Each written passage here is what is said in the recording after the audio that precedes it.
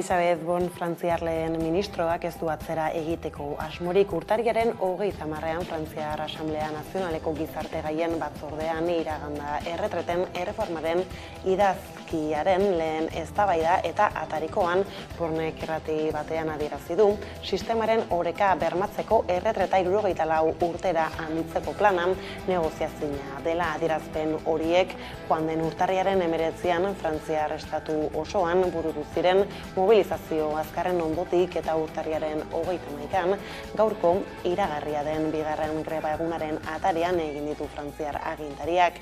Izan ere, sindikatuen mobilizazioa eta presioa txiki nahi dute erreforma atzeratzeko. Protestarako deialdi nagusian Baionako Santa Ursula plazan egin dute astearte honetan goizeko 10etan. Eguerdion guztioi, 31 ditu gaur eta 12 pasata direla iritsi da magazinari ekiteko unea ohiko moduan eguneko berri nagusiei analisi, solasaldi eta elkarrizketekin helduta. Esan dugu greba eguna da gaur Ipar Euskal Herrian eta Frantzian pentsio erreformaen aurka egiteko. Ipar Euskal Herrian garraioan espero dira mobilizazio handienak. Frantziako estatuan 200 manifestazio daude deituta eta poliziaren informazio zerbitzuen aurreikuspenaren arabera bat edo batkako 2 milioi manifestari inguru espero dira hilaren 19an eginiko greba egunean baino gehiago. Protesta egun handia dute Ipar Euskal Herrian pentsio erreformaren kontra.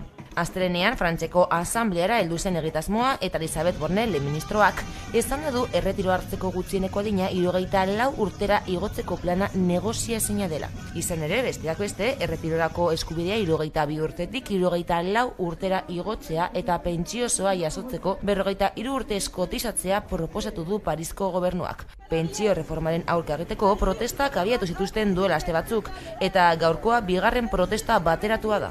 Baionan 10etan mobilizazioa abiatu da. Frantziako estatuan 200 manifestazio daude deituta eta poliziaren informazio zerbitzuen aurreikuspenen arabera manifestari gehiago espero dira oraingoan. Garraioan espero dira jarraipen zabalenak. Akitanian abiadura handiko 3 trenen artean bakarra ibiliko da. Eta Biarritzeko aireportuan Liongo joan etorriko hegaldiak bertan bera geratu dira. Beste hegaldi batzuetan ere eragozpenak espero dira. Hezkuntzan Angeluko 3 eskola itxita daude eta gainerako ikastetxeetan ez da zerbitzu osoa bermatuta egongo. Baionan bestalde, jangela zerbitzurik ez da egongo 5 eskolatan. Euskal Herri osoari eragiten dioten pentsioen erreformak abian daude. Gainera, Parisko gobernuak proposatutako erreformaren kontra greba eguna ditute gaurkoan. Hegoaldean berriz, pentsio erreformaren bigarren zatia adosteke dute oraindik. Eta testuinguru horretan, labek agerraldia egin du Ipar zein Hego Euskal Herrian etortzear dauden pentsioen erreformen inguruko bere irakurketaren berri emateko Badagarbine Aranburu labekoa idazkari nagusiak nabarmendu zuenez atzokoan, Macronen gobernuak iragarritako erreforma sistema publikoaren aurkako eraso zuzena da. Estatu frantsesean ematen ari den erreforma hortan begirada jartzen balin badegu, Macronen gobernuak erabaki du pentsio sistema den kontrako eraso larri bat abiaraztea, jubilazio adina atzeratzea planteatzen ari dira, eta baita ere jubilazio eskubidea izateko baldintza horiek zorroztea edo gogortzea. Eta horrek ekarri duena da, gaitzespen sozial handi bat, sindikatuen aldetik, baita maila sozialean ere, hainbat greba eta mobilizazio burutzen ari dira. Bestaldetik, inflazioak 5,8% egin du gora urtarrian. Erregaiak garestitu izanak handitu du batez ere inflazioa, nahiz eta oinarrizko elikagaien prezioek behera egin duten bezaren jaitsieragatik. Espainiako Estatistika Institutuak KPI-aren datu aurreatua ematen du hilabete bakoitzaren amaieran eta azken hilabeteetako jaitsieraren ostean gora egin dute berriro prezioek.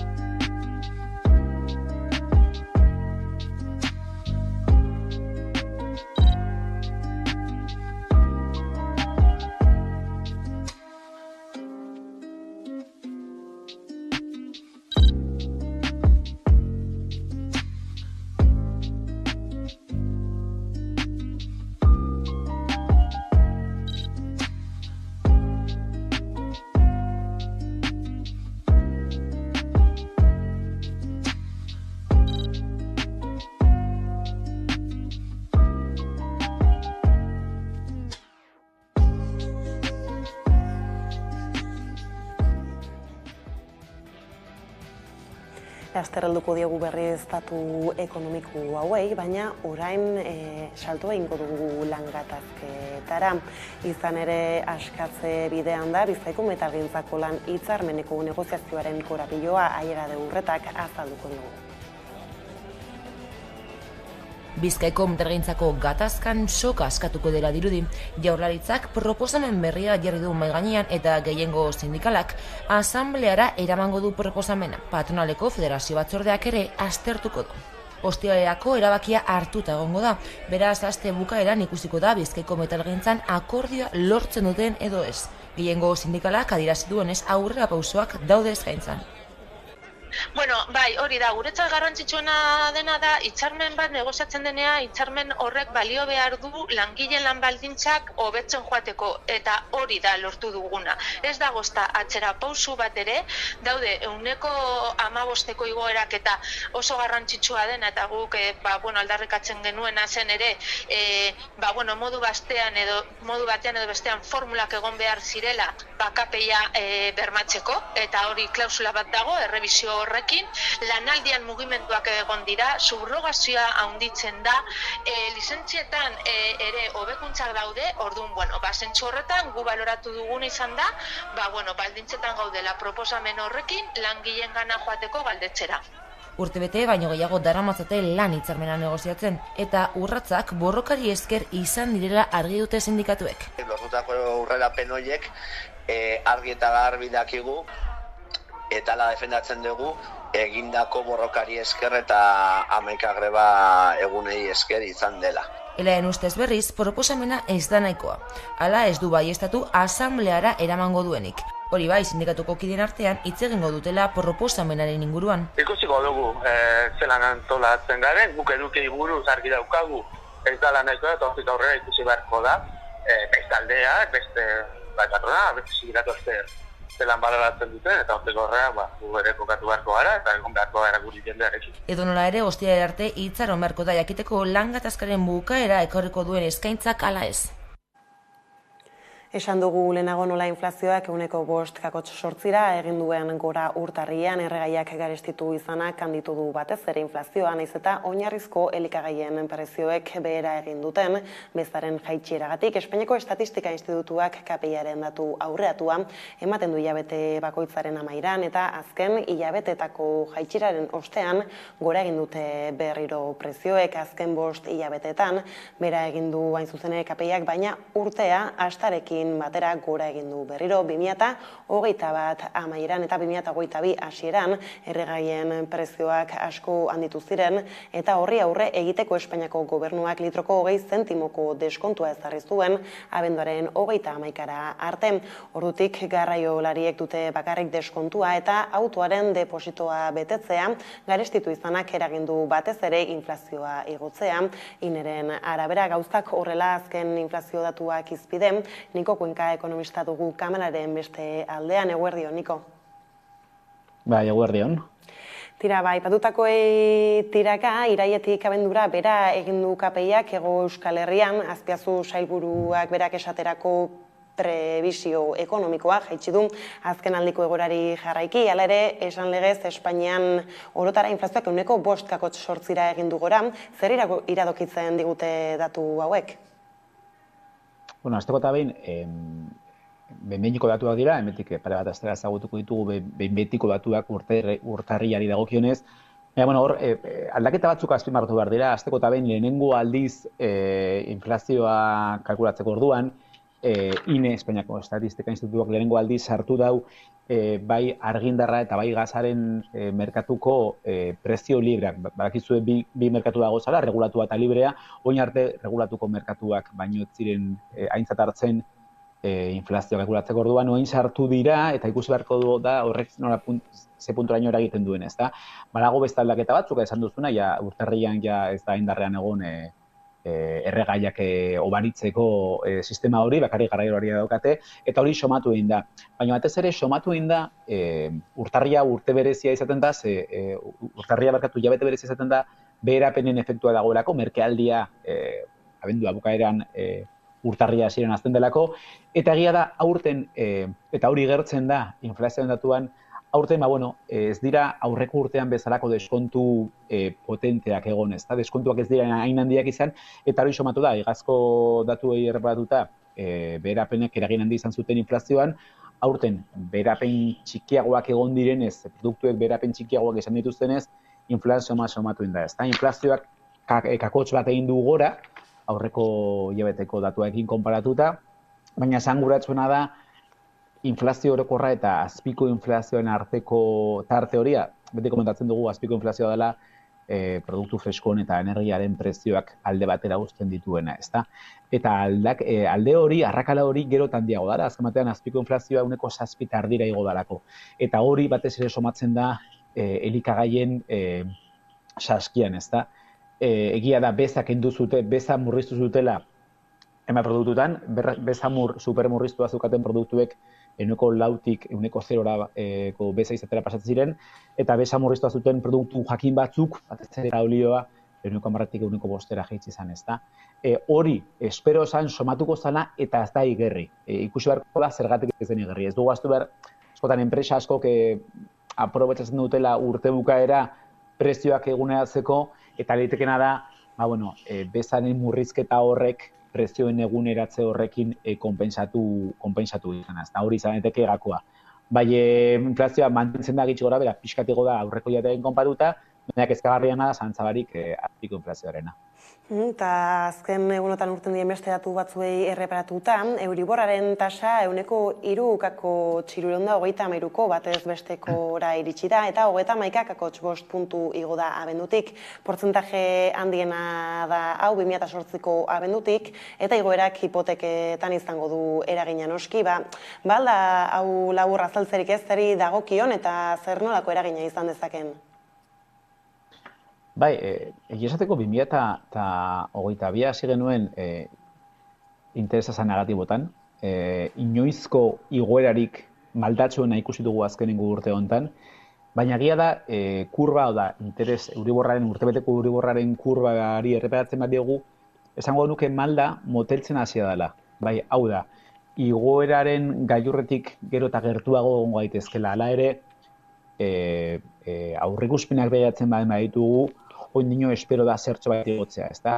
Aste hau dena dela erabaki horra izan daiteke, aste honetan Mendebaldeko 3 banku zentral nagusiek, Estatu Federalak, Inglaterrako bankuak eta Europako banku zentralak bilerak burutuko dituzte, ostegunean, Europako banku zentralak bilduko da, eta espero da interes tasak are gehiago gotzea. Litekena Estatu Batuetan tasak 25 egotzea eta Europan 0,50 egotzea. Beraz, oindino, banku zentralak ematen duten mezua da, aizue inflazio menperatzeko asko falta da. Gogoratu, Europako banku zentralak inflazioari dagokionez jartzen duen helburua dela 2% inguruan egotea, eta oindino urrun gaude eta are gehiago azpiko inflazioa begiratzen baldin badugu. Eta Europak zabaltzen duen mezua oso Europako banku zentralak zabaltzen duen mezua oso argia da. Behar beste egingo egoko dituzte tasak inflazioa menperatzeko. Christine Lagarden, Europako banku zentraleko presidenteak beti esaten dau, topatu behar dela oreka puntu hori nun inflazioa menperatzea lortzen den ekonomia asko galtutu barik. Claro, zein da ekonomia kaltetzea? Zeri esaten diote ekonomia kaltetzea, ezta? Begiratzen baldin badugu, enplegu datuak, Europako enplegu datuak ez dira txarrak. Estatu Batuetan enplegua oso sendo dabil.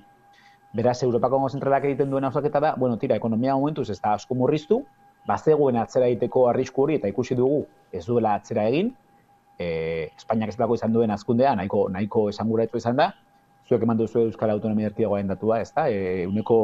4,3 egin zuela gora ekonomiak, beraz, Europak egiten duen irakurketa hori da. Ekonomia momentu sendo dago, enplegua sortzen nahi da, espero genuen atzeraldi etorriko za, eta momentuz ez da heldu, beraz, ondino badaukagu tartea interestasak igotzeko. Hau da, estutu dezakegu ekonomia interestasak igota, ze momentuz dutu ematen atzeraldiko arriskuri dago denik. Horeka puntu hori topatza da, beraz, etzi, izango dugun bilera hortan, bai, espero da gehiago igotza interestasak, galdera da noiz arte. Baina kurbek eragokitzen dute, gehiago igoko da Euriborra, azken baten Euriborrak aurre hartzen dio, Europako banku zentralak hartzen dituen erabaki horiei, Orduan, mezua hori da, interesak igotzen jarraituko dute, baina ez dut uste askoz gehiago, ez dut uste Laura, eta agian emetiko urtebetea berri hemen gaude eta oker nabil, baina ez dut uste Laura iritsiko direnik. Eta konexionekin bukatze aldera, Niko, aipatu dituzun kontu guzti hauek aintzat hartuta ere, sindikatuak eta patronalak bilera batera deitu ditu gaur Espainiako Lan Ministerioak 2023rako lanbide arteko gutxieneko soldataren igoeraren inguruan hitz egiteko hain zuzen ere, aldeak bestak beste ez dira ados jartzen soldataren prezioarekin, eta hor zure ustez zeri erantzun beharko lioke ezarriko den gutxieneko kopuru horrek? Bai, Espainiako gobernuak aditu batzorde bateri eskatu zion horrekin buruzko hausnarketa bat nolabait esateko. Aditu batzorde honek bi franja marraztu zituen edo bi franja jarri zituen, ezta? Gutxienekoa eta goikoa, ezta? Litekena da Espainiako gobernuak hartuko duen erabakia da franja horren barruan egotea. Egia da gobernuaren barruan ere bi mutur daudela, bi arima daudela, alde batetik Yolanda Díazek ordezkatzen duena maksimoa egotzea eskatzen duena, eta beste bat pragmatikoa izan daitekena, Nadia Calviñok defendatzen duena. Igoera etorriko da, egia da, sindikatuek adituen batzordeak marrazten zituen franja horretako goiko mailatik gorako igoera eskatzen duela, eta beste alde batean enpresarioak daude. Enpresarioi dagokionez, esanguratzoa da, eurek onartze dutela gutxieneko soldata igo behar dela, duela pare bat urte hori pentsatzina zen, enpresariek onartzea igo behar dela, onartze dute igo behar dela, baina eskatze dute adituen batzorde horrek marrazten duen beko muga hortan egotea.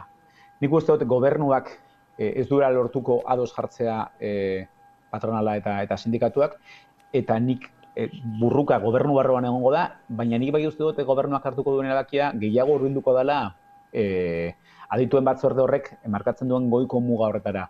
Eta ez dugu ahaztu behar hauteskunde urtean gaudela, maiatzean uda hauteskundeak, foru hauteskundeak ere bai dugu gurean, Nafarroako Parlamenturako hauteskundeak ere bai, eta azaroan okerezan nabil, lehenago ez baldin bada ere, hauteskunde orokorrak beraz, nik bai uste dut, kutsu elektorala izan dezakela igoerak, baina bai, igoko du, patronalak ez duko igoera hori, eta nik esango nuke goiko mailatik gertu egongo dela gobernuak egiten duen igoera, hori bai, sindikatuko eskatze duten mugara edo mailara heldu barik. Ondo da, Niko, bada honekin hementxe utziko dugu konexioa, jarraituko ditugu aipatu bilera denak, beraz hurrengora arte. Bale, eskerrik asko, gero arte.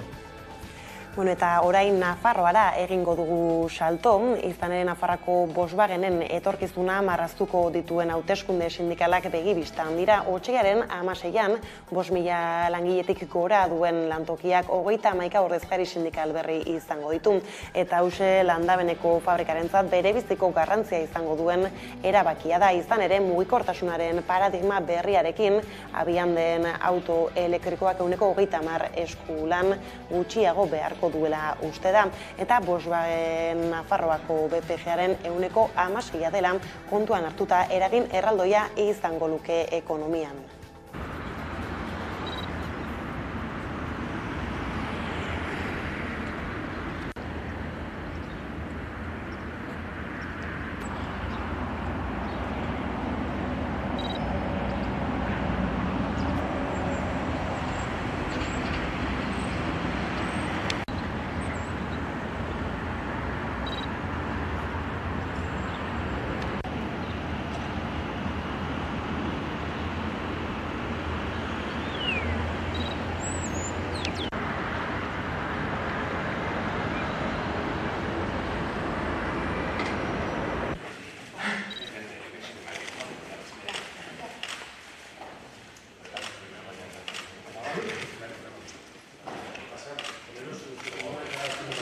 Buenas, ¿qué tal?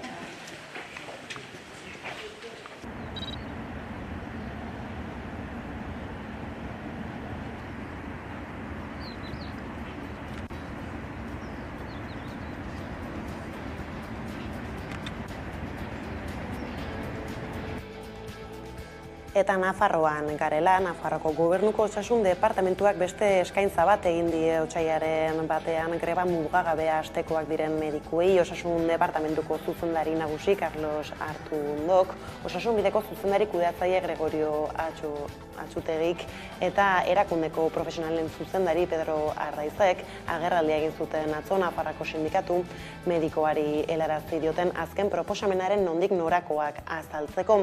3 ardatz ditu eskaintzak, lehenak soldaten igoerari dagokiona, bigarren ardatza, sendagileen gehiegizko lan kargari eta pazientei eskaintzen zaien hartaren kalitateari buruzkoa eta 3. osasunbideko medikuen jardun esklusiboaren ingurukoa.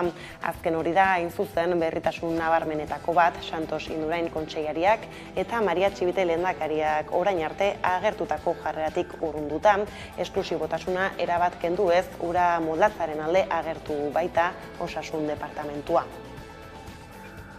Aldiz Donostialdeko ESI erakunde sanitario integratuko zerbitzu buruek elkarretaratze labur bat egin zuten atzo goizean, beste behin Donostia ospitalaren atarian eta iragarri zuten elkarretaratzeak egiten jarraituko dutela Osakidetzako zuzendaritzarekin duten negoziazioa behin betiko bideratuta geratu arte.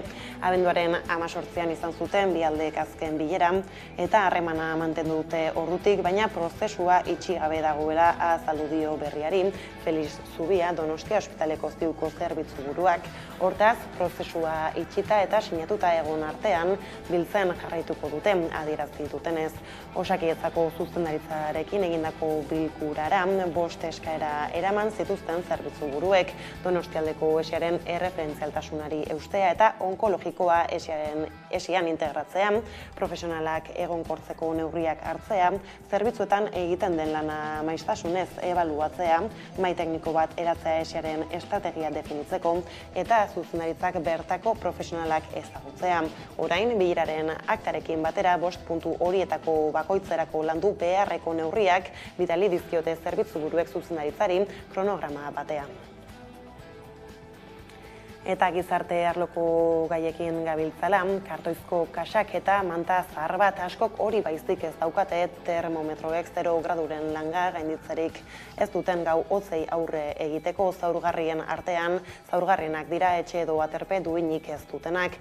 Izen deiturarik gabeko zenbakiak estatistika ofizialetan direnak, iragan astean esaterako beste bat gehitu dute kalean hildako etxegabeen zerrenda beltzera. 70 urteko gizonezko bat hilik agertu zen Bilboko Bolueta auzoan, bere etxolan sute bat piztuta hil zen hau. Gertakariak agerian utzi du kalean bizitzea beste aukerarik ez dutenak zein zaurgarriak diren eta hortaz aritzeko konexioa egingo dugu orain Leire Estebez Euskal Herriko Karta Sozialeko kidearekin. Kaixo, Leire. Kaixo, eguerdion. Tira, gaiari iritzita Bilbon gertaturiko heriotza gaitzesteko pobreon kontrako gerra gelditu lelopean protesta deitu zenuten, gertakaria jaso eta jarraian zer izan zen bertan salatu zenutena?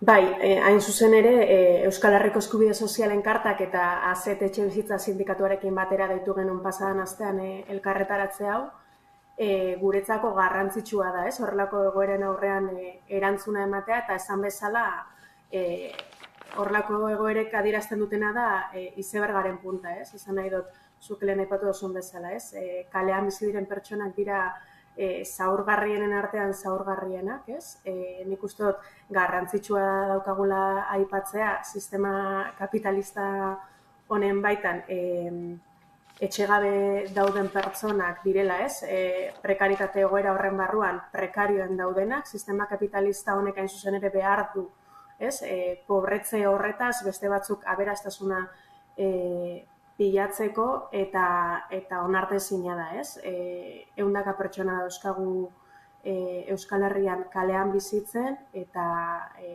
baliabideak behar dira honi erantzuna emateko. Eta guztionetan nor jotzen duzue erantzule, zeren ondorio dira halako ezbeharrak?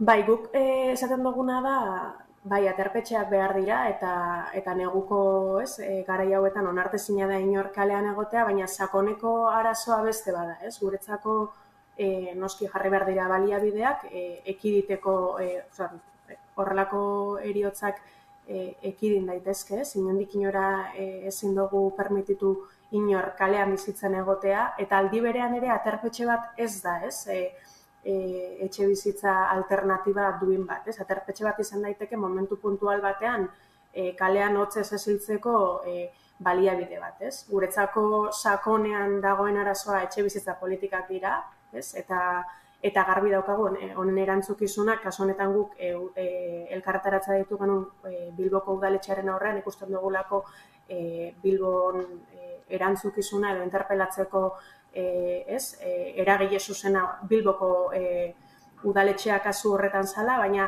haratago junda etxe bizitza politikoak goitik behera aldatu behar ditugu. Gaur egun etxe bizitza politikoak sortuta daude ez etxe bizitza eskubidea bermatzeko, baizik eta oinarrizko beharrizanak asetzeko beharko lukeen hori negozio gisa, ulertzen jarraitzen dela, espekulaziorako ondasun gisa ulertzen jarraitzen dela, eta oso urrun gaudela etxe bizitza eskubidea bermatzetik, iruditzen zaiguna da aterpetxeak bai, jarri behar dira bai, baliabideak egon behar dira, egoera zaurgarrienetan dauden pertsonei erantzuna emateko, baina sakonean etxe bizitza politikak aldatu behar ditugu. Eta etxe bizitza politikak aldatzea da alokairuen prezioei mugak jartzea, etxegabetzeak debekatzea, eta guretzako ere oso larria da adibidez turistifikazioak ingertatzen dana, esan nahi dut, pasadan astean heriotza bat egon zen, hori da izebergaren punta, baina sakonean badago sistema guzti hau, eta politika sistema oso bat guzti hau gertatzea ahalbidetzen duena, eta noski erantzule dena. Ondo da, Leire, honekin denbora medio hementxe utziko dugu elkarrizketa, ea sakoneko aldaketa horien esperoan geratzen garen, beraz, mila esker eta hurrengora arte. Eskerrik asko zuei. Eta orain, bestelako gai batzuei helduta, apur bat kultur eta jaien girotara salto, Iturenera joko dugu, ikusteko zer nola dabiltzan ospatzen udaberriaren etorrera.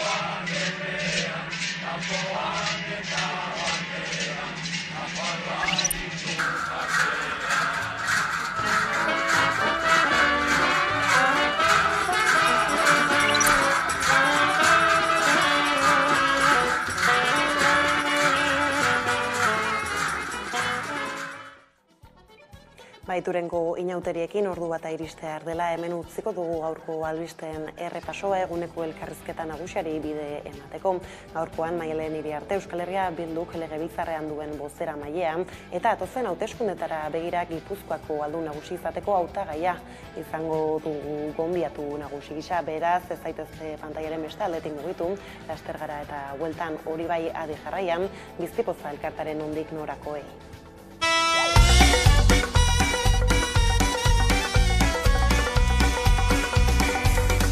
Zidazu bide berri bat egiten zure alboan jarrita.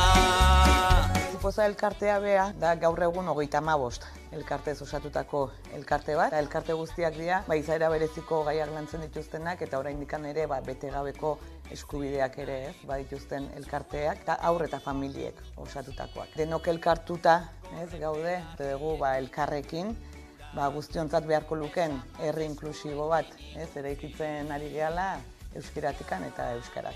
hori da Bizipoza elkartea bera. Juneren Egoak 2013 urtean sortu egin zen, gure inguruko lagun, familia laguna dana, alaba hil zitzaielako minbizia askota. Orduan, bere familiak zer egin zuen, elkarte bat sortu. Zertarako dolua edo gaixotasun bat pasatzen ari diren familiei laguntza emateko. Batzutan, estamentuek edo ez dira heltzen behar guztiei, eta horregatik jarri ginen martxan. Datorren urtean 10 urte beteko ditugu. Da proiektu oso berezia, oso hunkigarria, voluntarioz osatutako proiektua da, eta horrela jarraitzen dugu. Espero dugu hain beharrezkoa ez izatea. Horrek esan nahi du behar guztiak osatuta daudela, baina momentuz horrela jarraituko dugu. Mundu berri bat guztiontzat proiektua, kantu eta bideoklipen proiektua da, aurten ja 3. edizioa martxan jarri dugu. Elkarte guztiek aurten ja sortuak izango dituzte bere kantua eta bere bideoklipa. Orduan Bizipozan komunitate oso batzen gea, eta proiektu zehatz honetan ere elkarlana da nagusi. Elkarteak eta euskal sortzaileen artekoa. Hau da, elkartasuna eta kulturaren arteko elkarlan bat. Orduan prozesu guzti hau ere, elkarteak, sortzaileak denok eskutikan egiten dugu. Eta, zehazki Juneren Egoaken kasuan, erabakitzen dugu batea, eta gero, nola ez, letragilea kasu honetan Miren Artetxe da, letra sortzeko elkartearekin da, harreman zuzena izan behar duna. Orduan bide horretan, letragileak ere elkartearekin harreman du, hortikan sortu, ezkenean elkarrekin egitea. Beti Bizipozaz fidatzen gara. Guretzako da lujo bat egotea Bizipoza. Guk nahi genuen parte hartu proiektu eder eta erraldoi honetan. Orduan, naturaltasunarekin egiten degula lan, guk beti esaten dugu, egal egiten dugu, laguntzen dugu bakoitzean. Juneren magia jarraitzen dula gurekin, eta simbolismo horrek oso ondo isladatzen duen guretzako zer dan Juneren Egoak elkartea ere. Orduan, egan hitza, gurekin dago. Bizipoza da, elkartasuna, elkarlana, komunitate bat, hizkuntza, pertsonak, familiak, elkarteak, eta esan bezala komunitate oso bat, Bakarrik ez zaudela sentitzea.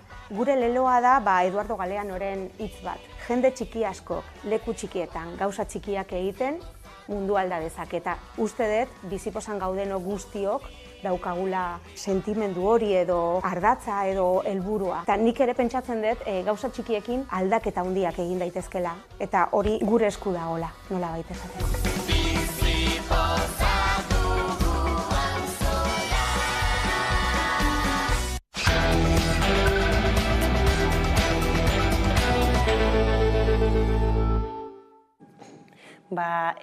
Amabiterdiak iritsi eta orduan ekiteko garaia da eguneko elkarrizketa nagusiari, eta horretarako gaur gurean daukagu Maialen Iriarte, Euskal Herria Bilduk legebiltzarrean duen bozeramailea, baina era berean datozen hauteskundei begira Gipuzkoako aldun nagusi izateko hautagaia baita ere. Kaixo, Maialen. Arratsaldeon.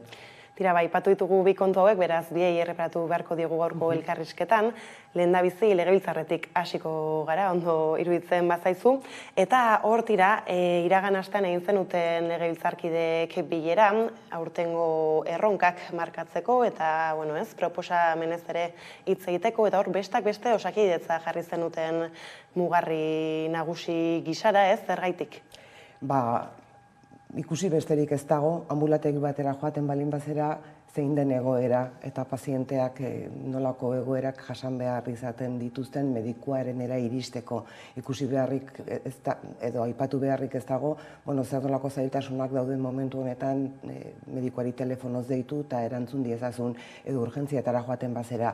Guk ikusten duguna da eta urteak daramatzagu hau esaten Osakidetzak eraldaketa bat behar duela, garai berrietara egokituz, errealitate berrietara egokituz, errealitate berriei erantzuna emateko, eta pandemiak gainera egoera hau azeleratu eta azaleratu egin zuela neurri handi batean eta neurri errotikakoak hartu behar direla Osakidetzan. Eta iruditzen zaigu jendearen osasuna eskubide bat dela, ez ongi zaintzeak privatizazioan daramala eta neurriak hartu behar direla guztiok gure osasunaren inguruan eskubide bat delako, behar ditugun neurri guztiak azkar, ongi eta inolako desberdintasunik gabe har daitezen. Beraz, hori izango da gure helburuetariko bat. Edozein kasutan, badatoz legebiltzarrera beste lege garrantzitsu batzuk, izan enplegu legea edo hezkuntza legea, guk geuk proposatutako ustelkeriaren kontrako bulegoarena eta bar, eta horiek ere lan ugari ekarriko digute, baina uste dugu momentu honetan Osakidetza pairatzen ari den egoera, gobernantzaren inguruan pairatzen ari den egoera, zentrala dela herri honentzat eta horri begiratuko diogu besteak beste. Aipatuko ditugu geroxago ez, aipatituzun beste lege hauek eta horien tratamenduak, baina Osakidetzaren kontunekin bukatzeko, Osakidetzaren beraren gobernantza ereduare aipatuzu hor, ze diagnosi egiten duzu ez, izan ere bat horrera bandotuta gaurkotasunean ikusten ditugun Donostiako esiko zerbitzu buruekin. Begira, ikuste dut Donostialdeko osiaren zerbitzu buruena diagnostikak Osakidetzak pairatzen duen egoeraren beste sintoma bat dela, ezta? Eta nik batez ere helduko diet bertako profesionalek esandakoei. Ez dagoelako gobernantzarik, gobernantza vertikal bat egiten dela, ez direla aintzat hartzen profesionalek diotena, horrek eragin egiten diola pazienteek behar duten atentzioari, eta horiek Euskal Herria Bilduk konpartitzen ditu, partekatzen ditu, baina horiek bertako profesionalek esandakoak dira. Beraz, nahi eta nahi ez argi dagoena da, Osakidetzak behar duela, beste gobernantza transversalago bat, profesionalei kaso egingo diena, profesionalek dioten horretan arreta jarriko duena, eta ez dena etorriko erabaki politikoen arabera edo erabaki politikoen ondorioz hartutako erabakiei erantzunaz. Izan ere bestela, Donostialdeko osian gertatu den horixe, edo gertatzen ari den horixe bera gertatu daiteke, bai Araban eta bai Bizkaian, eta okertatu daiteke dagoen egoera. Uste dugu zentzu horretan beste gobernantza mota bat behar duela, beste gestio mota bat behar duela Osakidetzak, eta hortan urratsak eman behar direla. Eta hori diote, eta niretzako hori oso garrantzitsua da, bertako profesionalek ere, eta bertako profesionalek hori esaterako zentroan jartzen dutena da, herritarra zentroan jartzen dutena da pazientea. Eta aldatu egin behar dien egiteko ez ere hor hezkuntza legea aipatu duzu, egia da arrabotsa handia sortu duela kontu honek, zer balorazio egiten duzue orain arteko lege honen ibilbideaz? Begira, normala dan bezala herri batentzako zutabe den gai batek eta hezkuntza zutabea da, beti ekarriko du eztabaida.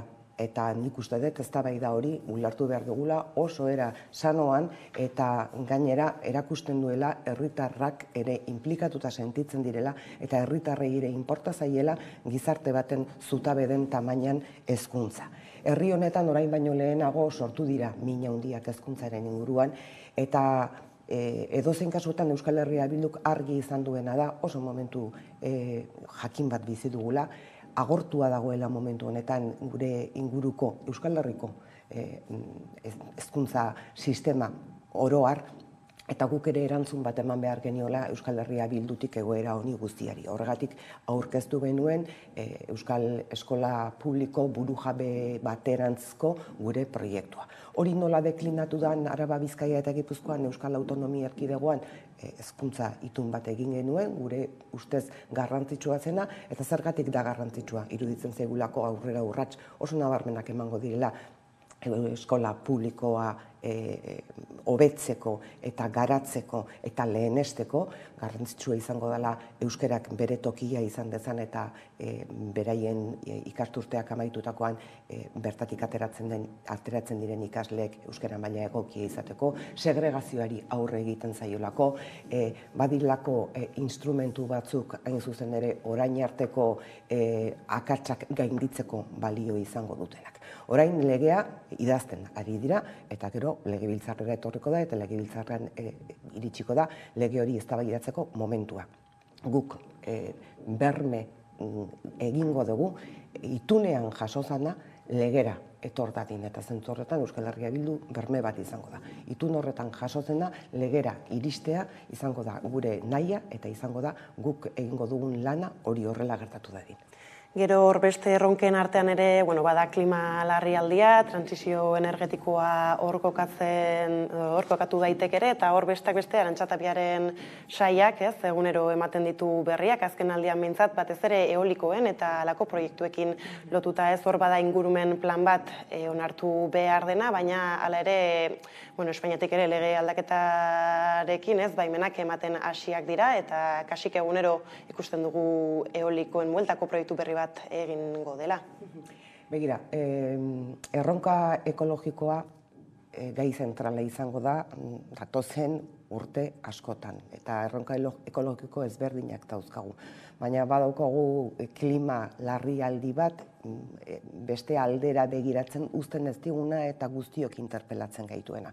Eta zentzu horretan CO2 isurketen murrizketa lan egin behar dugu eta aleginak egin behar ditugu nahi eta nahi ez. Eta zentzu horretan erregai fosilak albo batera uzten hasi behar dugu, horiek direlako hain zuzen ere CO2 isurketa horien 5-4 sortzen dituztenak. Euskal Herria oso dependientea da eta maila hortan uste dut urrats handiak eman behar ditugula, hori murriztu ahal izateko eta hori murriztu ahal izateko eta berriztagarrien aldeko apustu bat egiteko. Edozein kasutan hori uste dugu guk era oso ordenatu batean egin behar dela. Jasangarritasun energetikoaren lege bat badugu eta jasangarritasun energetikoaren legeak jasotzen du energia berriztagarrien lurralde plan sektoriala, PTS deitzen zaion. 2 urteren buruan osatuta egongo zela esan zen, baina orain Arantxa Tapiak esaten du, beste 2 urte beharko direla horretarako. Eta bitartean gertatzen ari dena da, baimenak ematen ari direla, baimenak tramitatzen ari direla, eta bat ere ordenarik gabe egiten ari dela hau guztia. Urte askotako atzerapena daukan prozesu hau guztia, bat ere ordenarik gabe egiten ari dela. Eta okerrena da gainera, Jaurlaritza bera ari dela proiektuak bultzatzen. Orduan guk esaten duguna da, honek ezin duela horrela gertatu, ezin dugula kalte handiagoa egin, nahi ez egin behar dugun apustu honetan, berriztagarrien aldeko apustu honetan, eta gutxienez PTS hori iristen den bitartean, dekretuz behintzat minimo batzuk onartu egin beharko liratekeela, sarraskirik gertatu ez dedin, berriztagarriak bultzatzen diren bitartean, eta ordena baten barruan, eta egokitasun baten barruan egin behar dugula berriztagarrien aldeko apustu hau. Nahita nahiezkoa izango dana, esan da bezala, zeoi, bi isurketa horiek murriztu egin behar ditugulako, baina berriztagarriak daude alde batetik, baina gero badaude, mobilidadearen inguruan hartu genitzaken erabakiak, CO2 ugari sortzen dute ibilgailuek, eta zentzu horretan autobusetan eta kotxeen elektrifikazioan aurrera urratsak eman behar ditugu, gerturatu egin behar ditugu gure produkzioak, hasi gure elikagaietatik eta gure energia sortzeko sistemetatik, eta gero uste dut garrantzitsua dela eredua bera ere, ezta? Lortu behar duguna da eredu askoz ere demokratikoago bat eta energia jendeari askoz ere era ordaingarriagoan eta helmen handiagoarekin iristeko moduan egin behar dugula. Eta eredu hori ere garrantzitsua da Euskal Herria Bildurentzat. Eta gero hor bada beste gai bat, hasieran aipatu duzuna, ustelkeriaren aurkako bulegoarena, gobernuko alderdiei asko gustatzen ez zaiena, eta beste momentu batzutan honi ere bide eman gura izan zaio, baina ezin izan dena aurrera atera, azken aldian hauteskundeekin bukatu zen kontua. Gira, nik uste dut gizarte, jendarte, demokratiko sano batean ustelkeriaren aurkako era honetako bulego batek bizia ematen diola hain zuzen ere demokrazia handiagoko egoera bati eta gardentasun handiagoko egoera bati.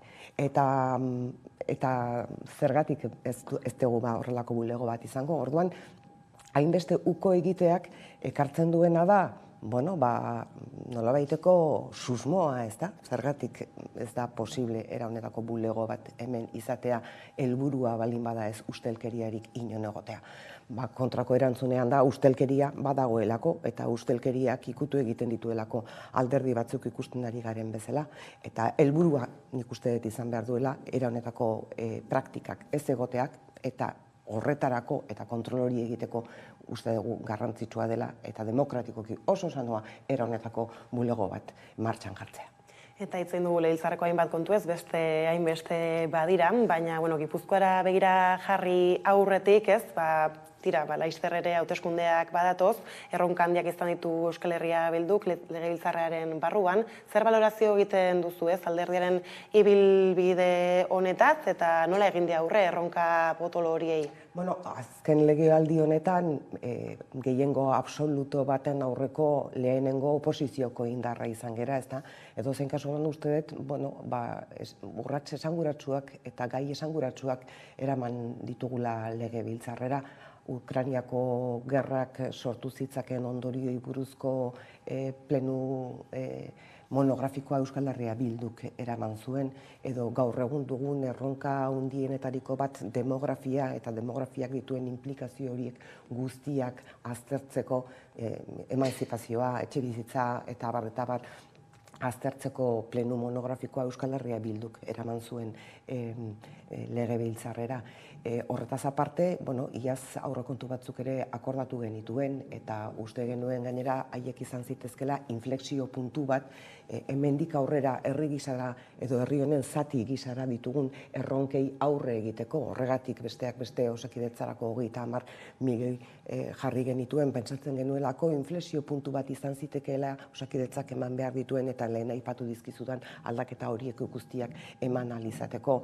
2300 mediku eta erizain doaz jubilatzera datozen urteetan, lehen arreta dagoen bezala dago, eta iruditzen zitzaigun, salto bat emateko momentua zala. Etxe bizitzaren arazoen inguruan, ez dizut zuri hitz egingo, ongi dakizun bezala, emakume gazte bezala, badakizulako, zer nolako zailtasunak dauzkazuen gaur egungo gazteak, etxe bizitza bat, edo bai alokatzeko, edo zesanik ez, erosteko gauzak nola dauden, iruditzen zitzaigun, soldata minimo propio bat edukitzea, gure realitate sozialari egokitutakoa garrantzitsua zela, ikerketa eta garapenean aurrera urratsak ematea.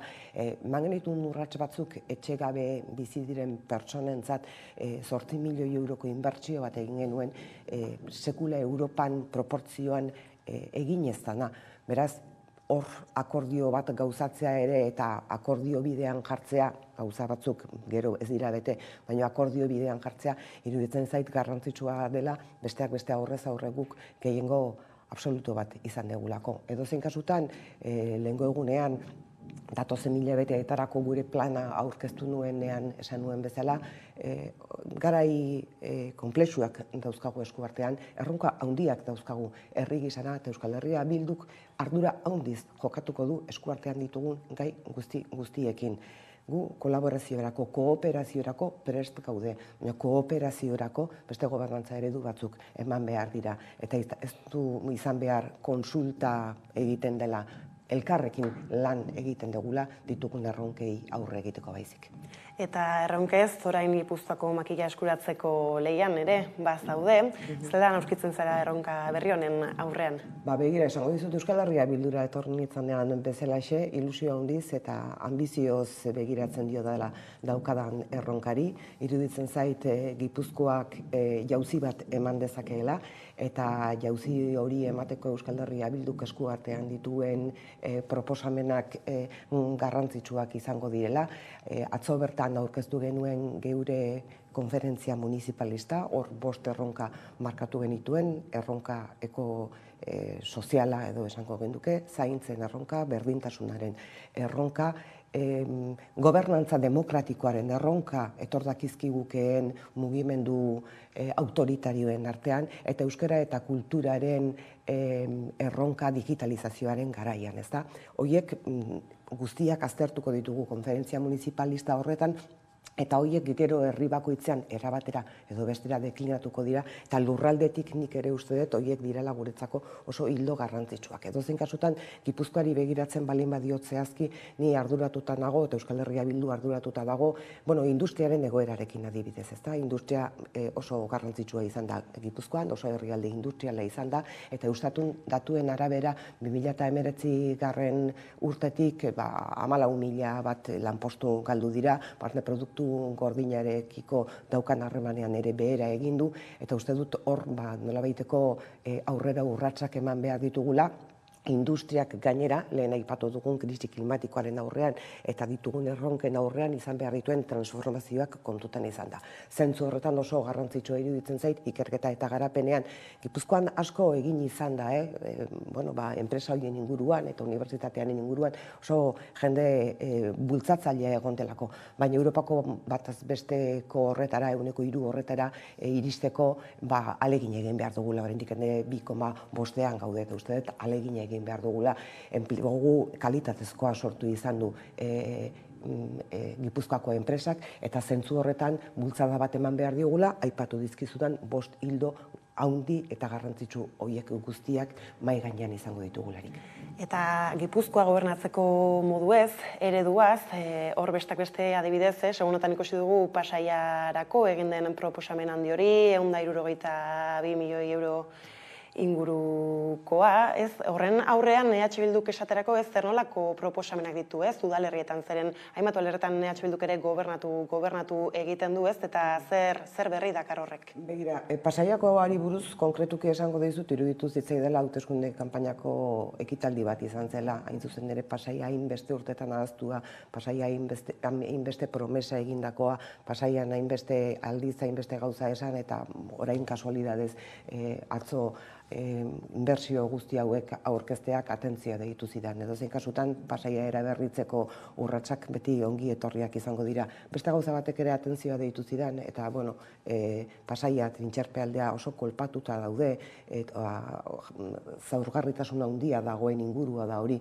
eta baliabide bereziak jarri behar dira bertan, bai bertako lanpostuak gehitzeko, lanpostu duinak gehitzeko, emakume eta gizonezkoen arteko arrakala gainditzeko, eta uste dut badaudela egin beharreko hainbat gauza. Gobernantza ereduari buruz, niri iruditzen zaidana da gobernantza eredu moderno bat behar dugula, eta uste dut gobernutan gauden udalerrietan, berriki egon naiz Oñatin, berriki egon naiz Errenterian, berriki egon naiz Azpeitian, eta herritarrak aurrez aurre ditugularik, aurrez aurre esan nahi, eta begietara begira, herritarren kezkak jasoaz, herritarrekin eztabaidak eginaz, herritarrak herriko plazara ekarriz da haiekin eztabaidatuz egin behar dugula politika. 21. mendean ez dana posible da, orain dela 2 mende bezala politika egitea. Herritarrei kaso egin behar zaie, herritarrak erdigunera ekarri behar dira, hain zuzen ere ditugun erronkak hain baitira handiak, herritarrak beraiek espalin badaude engaiatutak dauzkagun erronka horiekin, oso zaila izango delako erronka horiei aurre egitea. Nik ikusten ditudan ereduak egia esan, txundituta uzten naute, eta dakidana da, badakidala non ikasi, eta ikasi dudan hori guzia eramango dudala ekainetik aurrera Gipuzkoako Foru Aldundira. Eta edonola ere gauzakala direla lehia handia espero da bai Aldundian, eta Donostiako beste hainbat tokitan, hiriburuan kasu, Donostian, EAJ eta Euskal Herria Bilduren artean, izan ere tonuak kentzea EAJari ez da erreza izaten. Guk argi daukaguna da Euskal Herria Bilduk azkeneko hauteskunde guztietan gorantzako bide bat erakutsi duela. Etengabe gorantz egin duela. Baita abstentzioa oso altua izan den momentutan ere, eta baita egoera erreza etzan momentuan ere, ezta? Azkenako hauteskundeetan, uztailaren 12an egin ziren haietan, konfinamendua amaitu eta berehala, Euskal Herria Bilduk sekulako emaitzak izan zituen, eta bai gorantz egin genuen bai eserlekuetan, eta baita boto kopuruan ere, eta uste dugu oraingo honetan ere gorantzako jarrera eta joera hori izango dugula, eta joera horrek beste errealitate instituzional bat ekarriko duela. Tira, hemen txutziko dugu elkarrizketa, ez dakit Gipuzkoara begira zerbait gehitzeko, edo ez, herritarrei zuzendutako mezurik baduzun? Badauzkagula proiektuak Gipuzkoarako, erakusten ari garela gobernuan gauden udalerri guztietan proiektu horiek nola gauzatzen diren, herritarrak eskutik helduta egiten ditugula proiektu horiek guztiak gauzatzen ari garela, eta eta badaukagula eredu bat, eredu ezberdin bat gauzak egiteko, eta bide horri jarraituta daukagula ambizio handia Gipuzkoa beste leku batera emateko, Gipuzkoak jauzi bat emateko, Gipuzkoak merezidun toki horretara eramateko, berdintasunetik, justiziatik, herritar guztientzako bizitza duinak eraikitzetik eta dauzkagun erronkei era egokian eta herritarrekin batera erantzutetik. Honekin zorte hon, bide Berriamailen eta eskerrik asko gurean izatearren. Mila esker zuei, eskerrik asko. Eta orain jarraian, Leister bueltatuko gara solasaldiari ekiteko gaurkoan Carmelo Landa eta Maialen Ferreirarekin batera. Hegazti gripea atzeman da beste behin Euskal Herrian. Oraingoan Gipuzkoako Foru Aldundiak H5N1 patogenotasun handiko hegazti gripeko agerraldi berri bat jakinarazi du. Horiei baitik hurbil aurkitu zituzten 3 kaioetan, Orio udalerrian. Agerraldi berri hori 2022an Araban, Bizkaian eta Gipuzkoan deklaratutako beste 22 agerraldi gehitu behar zaie, eta horiek guztiak baso hegaztietan gertatu dira. Euskal Autonomia Erkidegoko 3 lurraldei eragiten diete, eta zehazki honako hegazti espezie hauei, zangei, putrei, zikoinei eta antzarrei. 2021ko urritik Europa orain arte erregistratutako hegazti gripe epidemiarik handiena bizitzen ari da. Izan ere 6.000 agerraldi baino gehiago erregistratu dira 37 herrialdetan. Duela gutxi Osasun Segurtasuneko Europako agintaritzak eta gaixotasun prebentziorako eta kontrolerako zentroak batera egindako txosten bateko hartarazi zuen etxaldetako hegaztietan kasuak igo direla, uretako hegaztien bidez birusa hedatu egin delako. Hegazti gripeak espezie guztiei eragin diezaieke eta galera ekonomiko larriak eragin ditzake hegazti sektorean. Hortaz Jaurlaritzak adierazi du basoko hegaztietan birusak duen ageriko presentzia aintzat hartuta une honetako lehentasuna dela etxaldetako hegaztiak gaixotasunaren kutsaduratik babestea.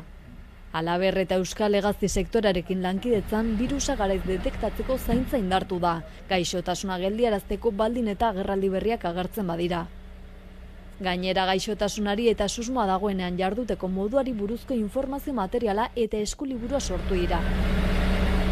Ildo honetan lasai egon gaitezke gizaki dagokigunez, birusak pertsona kutsatzeko duen potentziala txikia baita, eta edonola ere ezin zaie transmititu pertsonei hegazti haragia, arrautzak edo hegazti horietatik eratorritako edozein elikagai kontsumituta.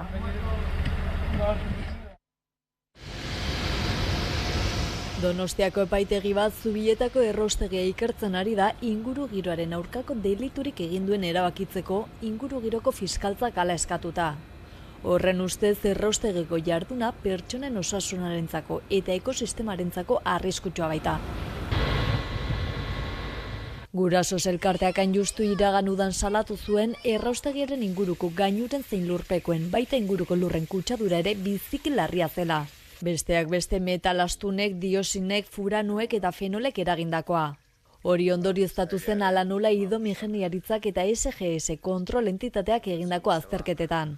Hemen gauzak berdintxu jarraitzen dute.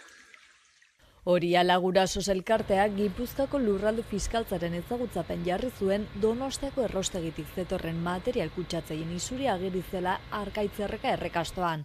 Egun bat lehenago apar zuria eta okre koloreko likido azaldu baitzen etengabe eta kopuru handian. Erraustegiaren lurrazpiko ura jasotzen dituen ondoko drenetik. Gurasosek azpimarratu du Gipuzkoako Foru Aldundia eta Eusko Jaurlaritza kutsadura horren jakitu zirela, duela 2 urtetik. Hala ere elkartea gaineratu du Gipuzkoako hondakinen kontsortzioak behin eta berriz ukatu izan duela egoera hori. Harik eta 2022ko azaroan hondakinen partzuergoaren batzarran aitortu zuen bazela iragazi lixibiatuen gertakari bat, ingurugiroan eraginik ez zuena. Bada kutsadura horren harira jarri du abian ikerketa Donostiako 5. epaitegiak. Beraz oraingo honekin 3 dira jada erraustegiarekin lotuta epaitegietan irekita dauden eginbideak.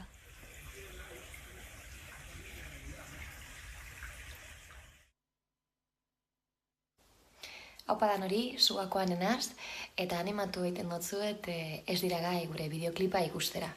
Ez dira gai azkenean emakumeak sufritzen dugu zen hainbat bidegabekeri salatzeko abestia da eta espero dugu gustoko izatea. Bezarkada bat.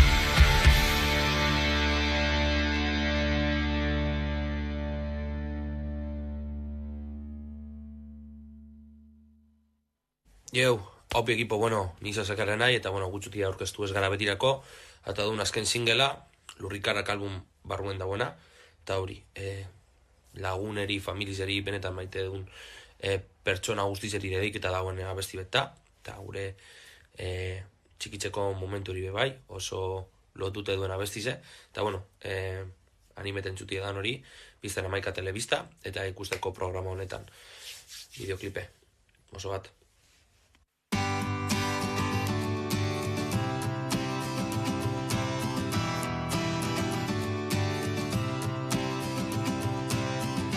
Oroitzen alzara txikita, nola geunden egun osoa jolasten, eskuak zikin baina gaso barik, iuntzea heltzen zen arte, azken egunean dena ikasten, zuretak poltsiko antolesten, lehenengo zigarroa erretzen, lehenengo musua ematen. Betirako ez da denbora nahikoa, tan ez geldituko ezer egin gabe, zaindu beti egon direnak zure ondoan, bizitza aurrera doa eta ez da bueltatzen. Betirako ez da denbora nahikoa, tan ez geldituko ezer egin gabe, zaindu beti egon direnak zure ondoan, bizitza aurrera doa eta ez da bueltatzen. Amak esan zidan moduan, ez galdu berreskuratu ezin duzuna, naiztakanak agertu buruan, nik beti izango dutume bat barruan. Pintxo besten, eta orain goizeko pintxoak ez ditat errezak hau gainetik entzen. Zenbat aldiz erori ginen, baina malmusu batek dena sendatzen zuen. 10 urtekin astronauta bat izan nahi, eta orain zeroa igutu gabe izarrez inguratzen naiz. Begira ze ondo, gauden orain, batzutan egar bizian beste batzutan alai. Betirako ez da denbora nahikoa, eta naiz geldituko ezer egin gabe, zaindu beti egon direnak zure ondoan, bizitza aurrera doa eta ez da bueltatzen. Betirako ez da denbora nahikoa, eta naiz geldituko ezer egin gabe, zaindu beti egon direnak zure ondoan, bizitza aurrera doa eta ez da bueltatzen.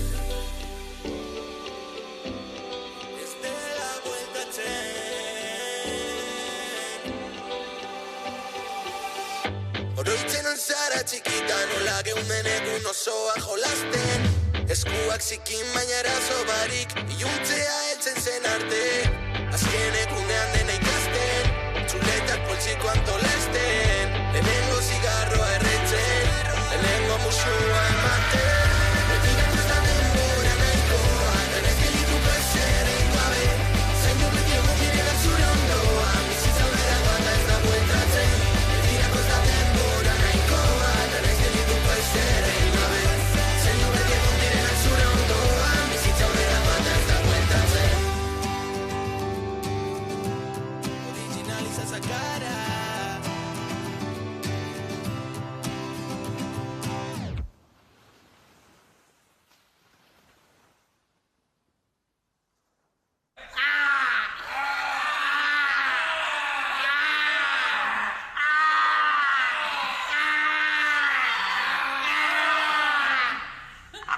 Bele ikusteko jaioak gara, 11 telebistako bele zidorretan bizi musika.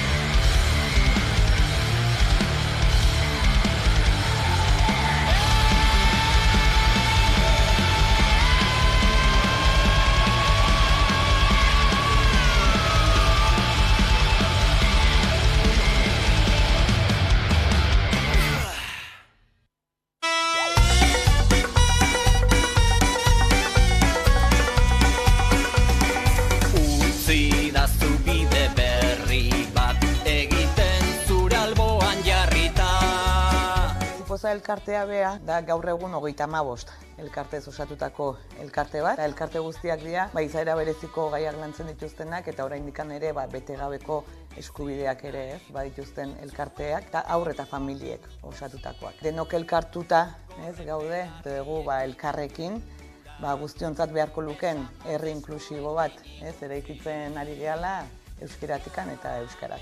Hori da Bizipoza elkartea bera. Juneren egoak 2013 urtean sortu egin zen, gure inguruko lagun, familia laguna dana, alaba hil zitzaielako minbizia askota. Orduan, bere familiak zer egin zuen, elkarte bat sortu. Zertarako dolua edo gaixotasun bat pasatzen ari diren familiei laguntza emateko. Batzutan, estamentuek edo ez dira heltzen behar guztiei eta horregatik jarri ginen martxan. Datorren urtean 10 urte beteko ditugu. Da proiektu oso berezia, oso hunkigarria, voluntarioz osatutako proiektu da eta horrela jarraitzen dugu. Espero dugu hain beharrezkoa ez izatea. Horrek esan nahi du behar guztiak osatuta daudela, baina momentuz horrela jarraituko dugu. Mundu berri bat guztiontzat proiektua, kantu eta bideoklipen proiektua da, aurten 3. edizioa martxan jarri dugu. Elkarte guztiek aurten sortuak izango dituzte bere kantua eta bere bideoklipa. Orduan Bizipozan komunitate oso batzen gea eta proiektu zehatz honetan ere elkarlana da nagusi. Elkarteak eta euskal sortzaileen artekoa. Hau da, elkartasuna eta kulturaren arteko elkarlan bat. Orduan prozesu guzti hau ere, elkarteak, sortzaileak denok eskutikan egiten dugu.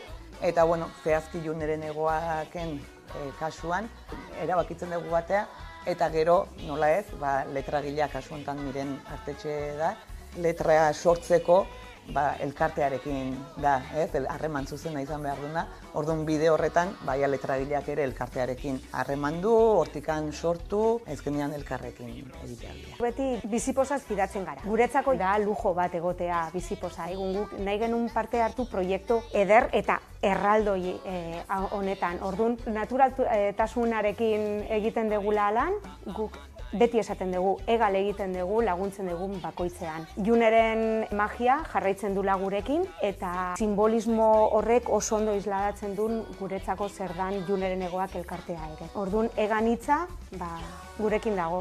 Bizipoza da elkartasuna, elkarlana, komunitate bat, hizkuntza, pertsonak, familiak, elkarteak, eta esan bezala komunitate oso bat, Bakarrik ez zaudela sentitzea. Gure leloa da Eduardo Galeanoren hitz bat. Jende txiki askok, leku txikietan, gauza txikiak egiten, mundu alda dezaketa. Uste dut, Bizipozan gaudeno guztiok daukagula sentimendu hori edo ardatza edo helburua. Eta nik ere pentsatzen dut gauza txikiekin aldaketa handiak egin daitezkela. Eta hori gure esku dagoela, nola baita esateko.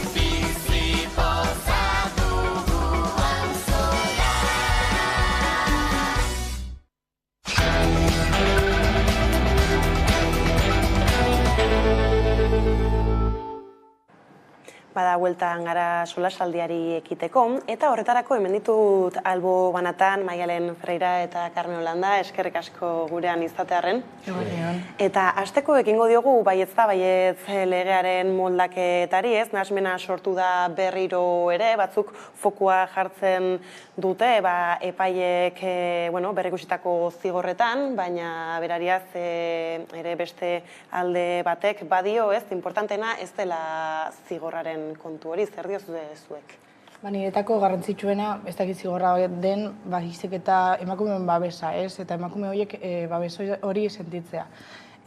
Bai da bai legea, Europatik hasiera batean ospatu moduko lege bat bezala presentatu zuten, eta hemen aldiz, kredito politikoa lortzeko eta Irene Monterori deskreditatzeko, kritikatzen hasi ziren, Hala da, egia da, lege honek aldaketa batzuk behar zitula, eta aldaketa horiek prestatzen badituzte, eta dana ondo lotzen badute, niretako oso albiste hona da, eta ez da bakarrik politika egin politikarientzako baizik eta herriarentzako, eta gehien bat kasu honetan emakumentzako, oso garrantzitsua da, halako erasoen aurrean lege bat izatea, eta hemendik aurrera ikusiko kondenak ez dien gutxitzen, eta emakume hauek babes erreal bat sentitzen duten.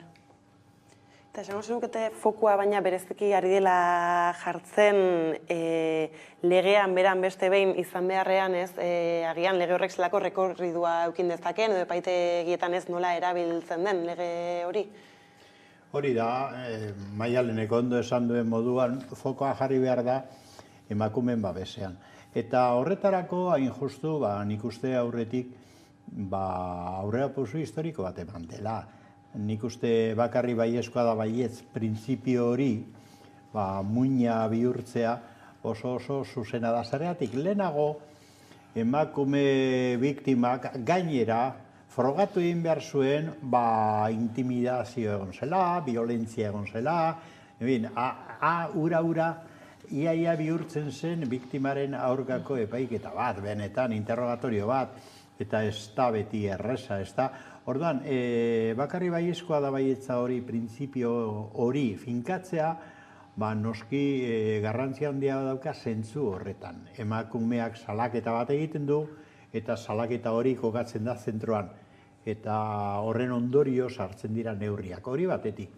Bestetik, nik uste aukera politiko bezala erabiltzen ari dela eskuina, PP, hain zuzen ere, PSOE erakartzeko, eta nik ez dakit oraino PSOE bera ez den agertzen sektore batean mintzat horren alde. Orduan, hor eztabaida faltzu bat ere badago, ez da nik uste dut.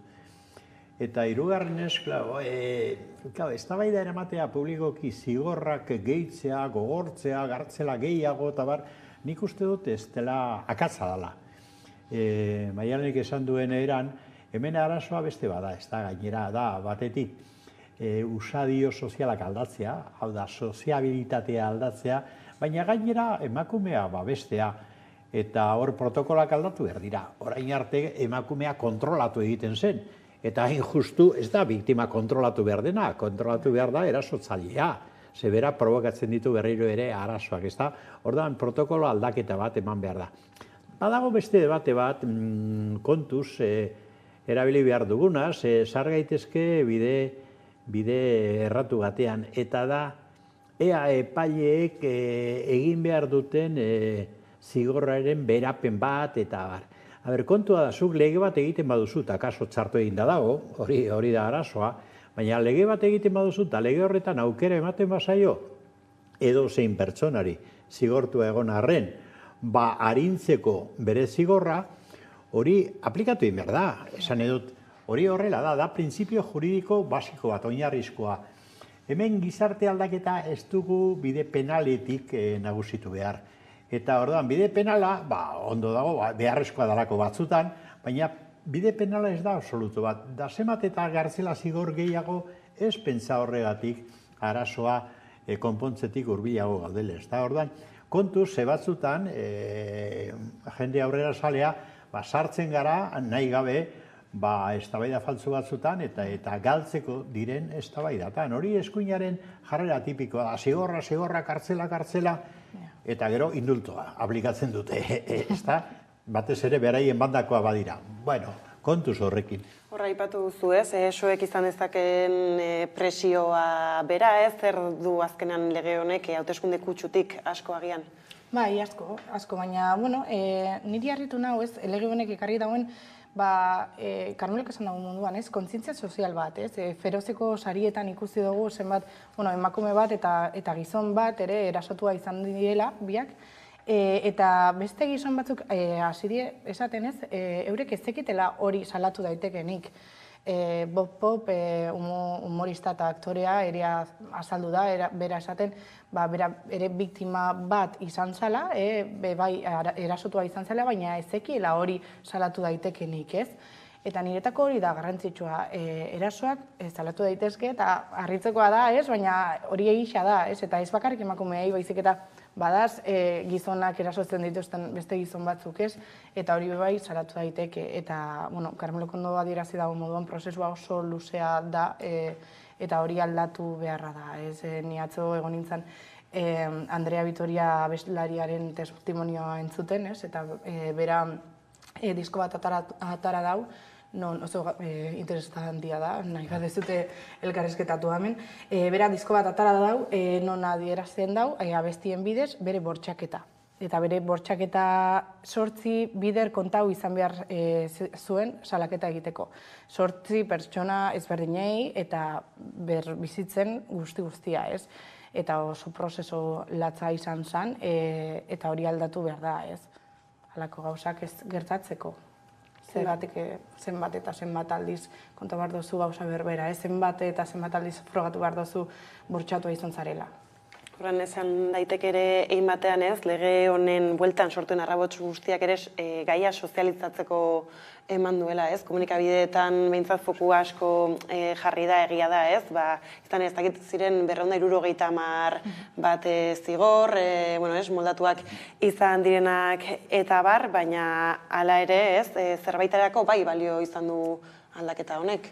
Bai, noski, dudarik gabe, eta baita ere nik uste dut, saio bat egiteko, azken aldian dagoen halako kasuen goraldia geldiarazteko, ze ikaragarria da.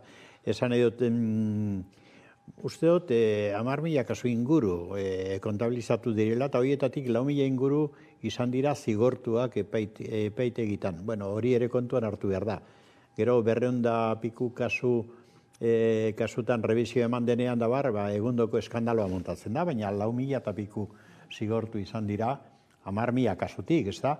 Orduan, eskandaloa dena da, hainbat multiplikatzen diren kasuak eta batzuk oso larriak. Hain larria ze, emakumea hilda amaitu izan da, eta inkluso bere alaba edo hainbat kasutan, violentzia bikarioa deitzen den horren bitartez. Ez da, hau benetan oso larria da. Gizartean debate hau ondo zentratzen badugu, benetan izan daiteke pedagogikoa, eta nik uste dut bakarri baiezkoa da baietza, printzipio pedagogiko hona da. Baina, klaro, eramaten bagaituzte beste terreno faltzu batera, inok ez du argirik egiten, da jentean nahastu egiten dugu. Nik benetan uste dut hor, Podemoseko ministroak eta akats bat egin badute ez direlako konturatu edo ez dutelako ezagutza nahikorik izan, kode penala zer den eta justiziaren aplikazioa zer den, onartu beharko lukete hori. Eta zuzendu behar bada hori, zuzendu. Baina ez onartu behingoz lortu den printzipio nagusi hori, bakarri baiezkoa da baietza, hau da onarpena adostasuna egon behar dela emakumeen aldetik, harremana izateko, hori printzipio hori horretan nik ez dut uste atzera egin behar denik. Gero, Espainiara begira gaudela egin batean, mozalegearen erreformari buruzko negoziazioak berez gaur bukatzekoak ziren horra atzerapen bat, astebeteko atzerapena utzi zen, eta egia da ez, honek ere hainbat liskarre eragin dituela alderdien artean, ez da jarraitu izan duzuen ez, hor bestak beste gomazko piloten bueltan bada eztabaida handi bat. Iala da ez, eta atzerapen, Bilduk printzipioz eskatu zituen egin bat gauza oraindik itxaroten ari die zer jasotzen duten, eta ez dakite legislatura hau amaitzerakoan jasoko dituzten ala ez. Baina, nire ustez jakin behar dugu nor dagoen boterean, eta naiz eta sozialista kareta jarri, mozalegearen muinean ikusten da oraindik asko falta daila lortzeko askatasun printzipio bat eta benetan demokratikoa dena, ez? Protesta sozialak edo kaleko protestak era libre batean egitea oraindik ezin dugula, ez? Eta ikusten dugu gomazko pelotak eta ez bakarrik hori, ez? Zenbat eta zenbat aldiz identifikatzen zaituztela protesta baten egotiagatik, eta ez bakarrik manifestatzailei, baizik eta kazetariei ere, ez? Hainbat eta hainbat protesta egon dira, non kazetariek mobilarekin ezin izan ditugu argazki katera identifikatu barik. Eta hori, ez demokratikoa ez herritar moduan, ez da ere kazetaritza libre bat egiteko, ez? Gobernuari ekin zitzaionean, mozal legea beraia derogatu egingo zela, ez, esaten zuten? Bai, baina ohituta gaude tamalez, PSOE-ren kasuan behin da berriro, gauza bat esan hauteskundeetan da kontrako egin. Gogoratu, orain mozal legea da, ez da, baina lehenago ez duzu gogoratzen Corcuera legea. Corcuera, nik uste orain Corcuera Peperen inguruan da bide batez esan da. Baina bertoko Bizkaiko sindikalista bazen, gero bere karrera politikoa egin zuen, oso okerra, eta barne ministro izan zen PSOErekin. Eta arek egin zuen, ostikada batean, izeneko lege famatua, ez da, ostikada eman da polizia sartu etzera direktamente, ez da, bueno, orain Mozal legea da. Claro, zer da Mozal legea? Sánchezen gobernu progresistak, nonbait, aplikatzen duena. Lege hori da oso larria. Lehengunean hemen jenteak bide batez esan da, halako aipuak egiten zituen Ares PSOEko buruzagia hil zelako eta bar, ez da, Aresek Inigo Cabacas kasua izan zuen, da Inigo Cabacas gomazko pelota batek modu baldarrean erabiliak hil zuen, ez da, Ares bera arduradun zena, eta eskua garbitu zitun. Hor da, gomazko peloten arazo oso larria da, beste hildakoa provokatu dituena, PSOE agintan zela, ez da. Gero, etorkinen itzulketak, beroko itzulketa deitzen direnak. Hor daukagu beste artista bat, Grande Marlaska, hau ere bertokoa, bide batez esan da, begira Melilla, ez da. Begira zer egin zuen Melillan. Hildako pila bat horre eta eskua garbitu berriro, ez da. Eta gero, beste puntu bat, errespetu falta agintariei. Hor dakar Mozalege horretan. Zer da hori? Disidentzia politikoa zigortzeko, eta kasu honetan modu ekonomikoan zigortze izunen bitartez, egundoko paloak emateko bide bat, ez da? Hori zelege mota da hori. Hori da, atzerakoia era bat, eta PSOEk erabiltzen du, eta ez duken du nahi, azken finean hori da kontu, ez da nik entzuten nion orain, Jon Iñarrituri esaten, bide horretatik eskoa, signora. Gau, luzatu dute, baina gaur arte, da ze gertatzen da. Egingo dute akordioen nik ez dut uste. Hauek benetan oso politika salagarria daramate arlo honetan, eta oinarrizko eskubideen kontrako politika bat. Praktikatzen dute. Esango dute zaiela gustatzen, promesa egingo dute berriro hauteskundea datozelako esan eskenduko dutela, baina gero erabiltzen dute eta eure provokatzen dituzte hildakoak eta provokatzen dituzte izunak, eta azkenean eskubideen kontrako persekuzio eta jasarpen bada. Gauzak argi izan behar dira. EJ-ko estera zuten zuen reforma honekin autoritataren eta askatasunaren arteko oreka bat bilatuko zela, bada autoritate eta askatasunaren arteko orekarik? Nire ustez ez, baina ni ez naz politikaria hortaz, nire bai Karmelok esaten duen moduan, eskua garbitzen ditut. Hemen gertatzen dana ez, eta sozialistek badakite jokatzen dutela, esanez, zeurek diena gobernatzeko era onena. Besteak zedie, Vox eta PP. Eta horrekin oso lasai daude. Ez bakarrik legislatura honetan, baizik eta urrengoko hauteskundetan ere, ez? Eta hori ez da nahikoa. Niretako ez da nahikoa zu izatea Vox edo PP baino hobeagoa. Niretako, demokrazia batean merezi dugun agintari batzuek izatea konbenik zaigu, ez? Herritar guztioi, ez? Eta ez da bakarrik areta bat jartzia, eta esatia ez eskeguare sozialistak, edo hau lortuko dugu. Behizik eta sozialista baldin bazara, holan jokatu eta printzipio batzuk euki, eta gero ez apurtu hauteskundeak irabazten duzunean, ez? Izan kontziente zer prometitzen duzun zure deklarazioetan, eta zer ez duzun betetzen, ez? Eta lako hipokresia, esken niretako politikaiek, azken aldi honetan ez oso, ez dakite hauteskunde garaian gazelako ja, baina hipokresia hutsa da euren diskurtsoetan, da hori pena handia dute du, ez da. Gainera, hemen beste talka bat, aipatzearren RZ-ren eta Euskal Herria Bilduren artekoare eman izan da reforma honekin, ez? Zer nolako aurre ikustpena egiten duzue hauteskundei begira eta momentu honetan pizten nahi diren, ez, gatazken artean? Nik uste dut ez genuke halako gaiak ez genituzkela hauteskunde kanpainaren menpe edo testimuru horretara mugatu behar. Nik uste printzipiosko gauza oso garrantzitsua dira.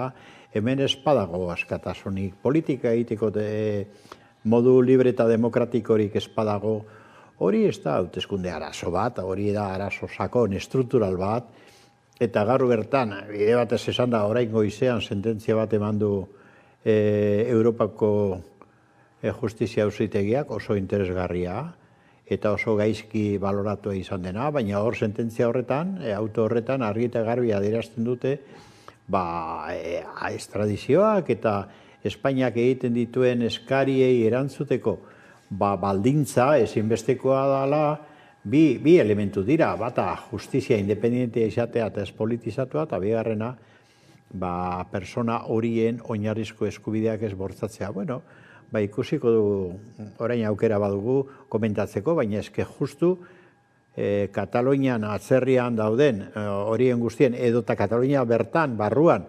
jasartuak eta auzipetuak eta zigortuak dauden eundaka personen kasuan justu bi elementuak ematen dira. Hau da, justizia espainiarra ez da inondik inora independentea, da erabat politizatua dago, da ez dago, bueno, eske hori ez dute diskutatzen ez da PSOE eta PPek, zeuren artean kolpeka dabiltza, ez da, eta bide batez esan da, Sánchezek berak esan berri du, hori oso neurri hona dela, zeren horrela lortuko da Puigdemont kartzelaratzea. Jara! Da hori, gobernu presidente batek esaten badu, ze justizia independente, hori bat. Eta gero, eskubideak zapaltzen direla. Bueno, Kataluniako prozesa eta prozesaren kasuan PPek PSOEren laguntza sartu zuen errepresio bortitzaren bidea, berez eskandalo bada, eta Europan badakite. Orduan, bueno, hor dago muina, ez da, hor dago muina. Muina ez da hauteskundeak, muina da ze eskubide dagoen edo ze errepresio erabiltzen den bide politikoen kontra. Hori da benetako muina, ez da, nik uste dut. Ez da, Melensuk goizonetan tarterik izan duzunez, albiste berri hau begiratzeko ez, orain aurrerantzean Kataluniako politikariek, kasunetan erbestean direnek, beste bide batzuk topatu beharko dituzte. Bai, bueno, ez antza denez, Europan badakite zelako politika egiten den Espainian, eta askotan salatu da, ez, eta ez da lehengo aldia hori pasatan dana. Baina ez dakit hemen zer gertatzen ari dan, supuestamente herrialde demokratiko batean alakoak ikustia, ez? Neri, ez dakit harritu, ze eski jasna harritzen, baina bai, pena eta mesfidantza asko ematen duzta. Bai, honekin orain Ipar Euskal Herria begira jarriko gara, izan ere gaur greba eguna dute pentsioen reforma atzera botatzeko, ez? Hor besteak beste 74 urtera handitu nahi dute ez, pentsioa eskuratzeko EPEA, pieza bat ikustiko dugu orain Aiara de Urreta lankideak eginikoa ez, gaia kokatzeko, eta jarraituko dugu pentsioen bueltan eztabaidatzen. Protesta egun handia dute Ipar Euskal Herrian pentsio reformaren kontra.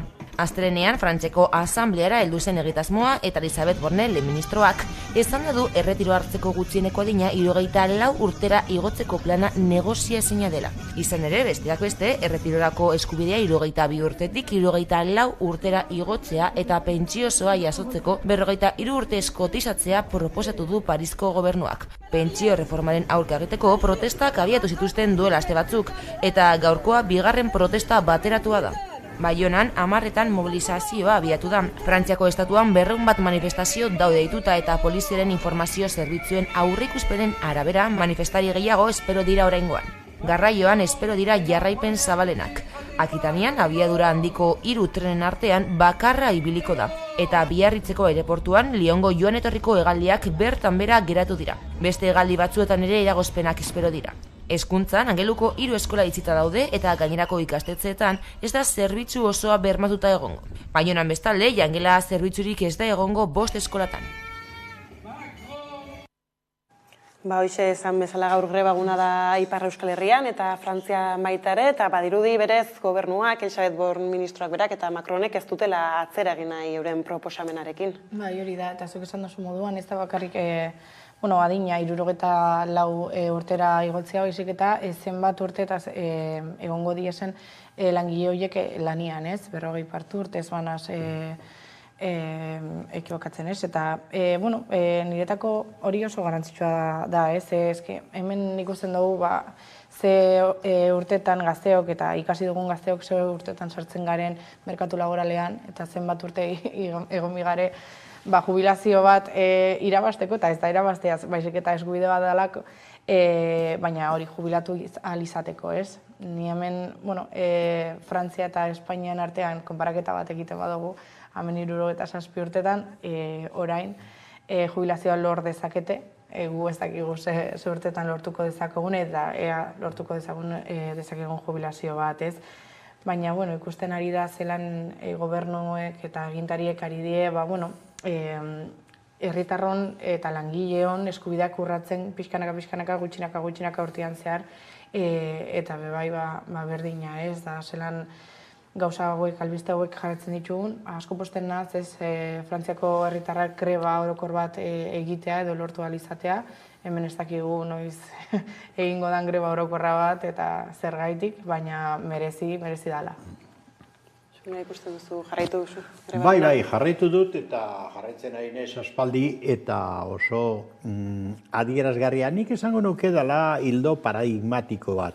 Hau da, egon sozialdemokrazia PSOE bezalako alderdi bat, egon eskuin gordina PP bezalako alderdi bat, edo Macron estatu frantziarrean, baina partekatu egiten dute modu larriagoan edo esain nabarmenean, baina partekatu egiten dute hildo politiko bat, ezta? Eta da, ongizate estatuaren oinarriak eta zutabe nagusiak izan diren horien,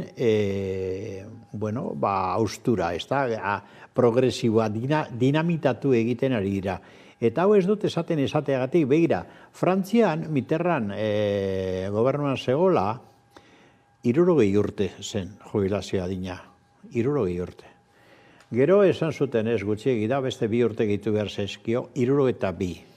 Eta orain Macronek dio 64 ezinbestean, horre ez duela atzera egingo, ez da. Bueno, baina eske Espainiar estatuan, 65 zen, beti okerrago egonda kontua, 65, eta ara 67 igo zuen nork, Rodríguez Zapatero PSOEko presidenteak.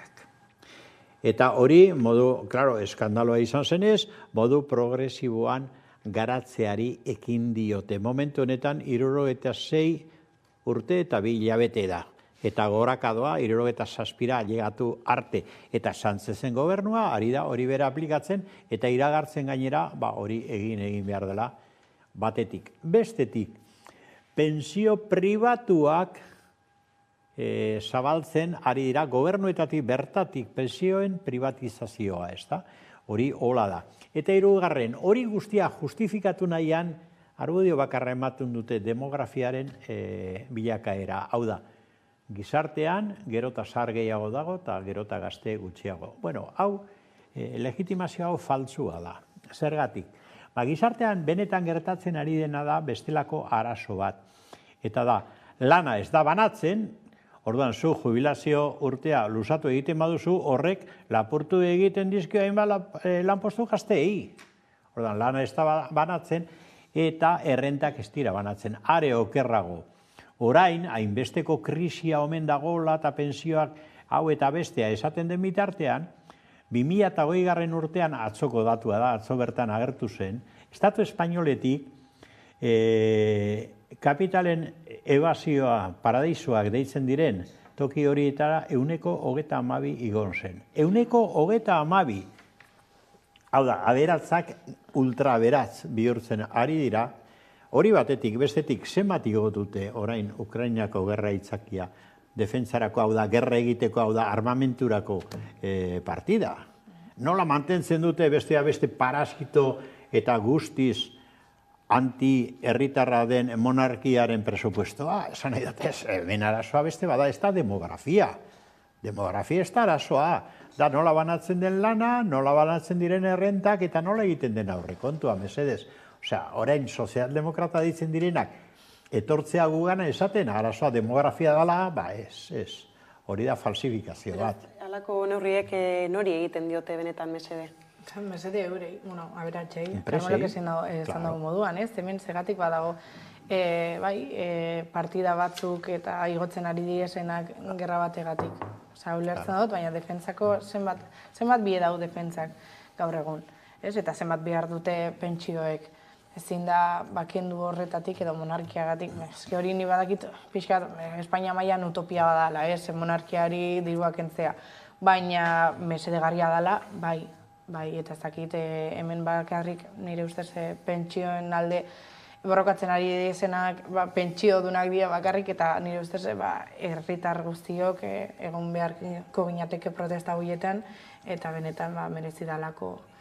Hori bada hemen ikustu den eredua, baina egia da gero Ipar Euskal Herrian eta Frantzian, mobilizazio uholdeak handiagoak izaten direla, eta kasu gaur bertan ikusterik badugu, zelan sektore askotako jendak bat egiten duen, udaletxeak ere itxi direla entzun dut goizan irratian, ez da gutxi. Bai, sektore askotan da oso mobilizazio handia, baina nik uste serioa bat direla azterketan ere. Nik uste eskatu behar diogula jendeari eta komunikabidei serioak izatea. Hemen esaten da, zuk aipatu duzun ez da, defentsa gastuak. Izan gaitezen serioa zentzu batean. Espainiako defentsa sistema berria bat. Espainiak ez dauka bere burua defendatzeko bitartekorik. Orain, atera denean Leopard gerra karroen kontu hori, halako batean, Margarita Robles, defentsa ministrari ipini dute, horrek denetarako balio du, nunbait, eta defentsa ministrari ipini dute pentsa, eta esan du berak, hain halako zuzena da hitz egiten ze, hain simple esango nuke, ze esan du, bai, 100 karro inguru badauzkagu, baina egia esan, nahiko alperri galduta daude, da beharko genituzke konpondu, ze defentsa dauke Espainiak? Espainia daukan defentsa da, lerratzen dela estatu batuen menpe. Eta hori da, eta estatu batuak ipintzen ditu hemen nahi dituen baseak. Bai Andaluzian, bai Madrid inguruan, da bai Euskal Herrian, bide batez esan da. Erabiltzen ditu hor bardeazeko zerak, eta orduan, ez da serioa, zetako diru pila bat gastatu berez birria bat den defensa sistema horretan, zetako. Batzuk posteko, batez ere Amerikarrak, ez da, eta negozia armakin aberastu egiten direnako. Ez da serioa. Nik uste dut estatu frantzesean gauza hauek beste maila intelektual batetik ere aztertzen direla komunikabideetan bestea beste. Nik uste dut behar dugula hemen serie maila bat azterketak egiten. Bada, Ipar Euskal Herria begira beste gai bati helduko diogu orain, izan ere orain gutxi herriurra aurkeztu zuen, Seaskak, eta hor beste deklarazio batzuek ere hartu zuten protagonismoa, izan ere irailaren 14an, Frantziako Hezkuntza Ministerioarekin batu ziren, hainbat hautetsi, Euskal Erakunde Publikoko kideak ere tarteko, eta hortaz hitz egiteko pantailaren beste aldean badugu Peio Jorajuria, Seaskako lehendakariak, kaixo? Kaixo? Tira, aipatu dugu, nolabait ere mespretxua bada, Frantzitik zuengana badatorrena, zer gertatu da eta nola uler daiteke irailetik, hainbat hilabete pasata erantzunik jaso ez izana? Iraila baino lehen gu mobilizatu ginen diaz eta hainbat ekitaldi antolatu genituen eta uztailan erantziguten, Seaskarekin ez dugu hitz eginen, baina bai hautetxiekin eta hautetxiei erantzunen diegu eta hor antolatu zen iraileko hitzordu hori. Irailean hautetxi guziak biziki baikor atera ziren, baina geroztik isiltasun hutsa badugu, gaiari ez diote erantzun nahi, eta hori biziki kezkagarri da, eta bai mespretsu hitza baliatu dugu, horrela bizi baitugu.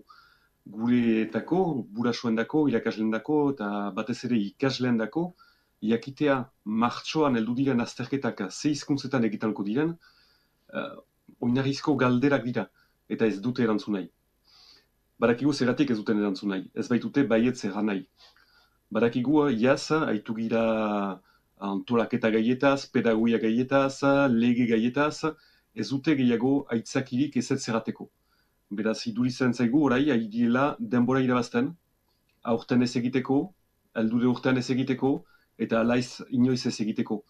Baina guk ezin dugu, horrela utzi egoera usteltzen, eta Parisiak ez bali du erantzun nahi, joanen gira erantzunaren bila. Eta erantzunaren bila joateko, edo bentsat, erantzun dezaten, zer bide hartuko duzu, izan ere optimista bai, edo modu optimistan bai bukatu zenuten iraileko bilera hartan, orain zer dago egiteko? Presio gero eta gehiago ezari, gaia maingainan atxiki, eta hortarako jaz desobentziaren bidea abiatu ginoen, eta bide hortarik segituko dugu. ikasleak jadanik brebetan euskaraz egiten dituzte azterketak naizta barakiten ez dela zuzendua izanen. Irakasleak ere hasi ziren ukatzen zuzentzea frantsesezko kopiak, euskarazko kopiak ez ziren zuzenduak. Hautetsiak ere gurekin bateratu ziren, sustengatuz iaz antolatu ginen zuzenketa alternatiboa. Segituko dugu bide hortarik, mobilizazioak izanen dira, ekintzak izanen dira, behar bani bada berriz egin kolaketak eta horrelakoak eta eginen ditugu.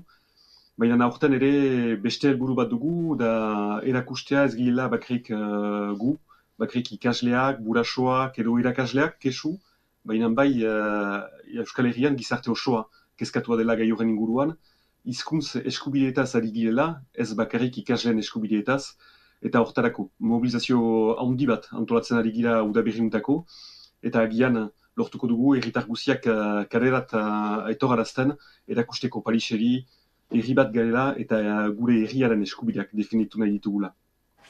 Esan duzu, jendartaren kontu bat dela, ez dela soilikia azterketak, eskubidez hitz egiten ari gara, eta nola da posible ez, Frantziak horrei bizkarra ematea ez, herritarrez gabiltzitz egiten?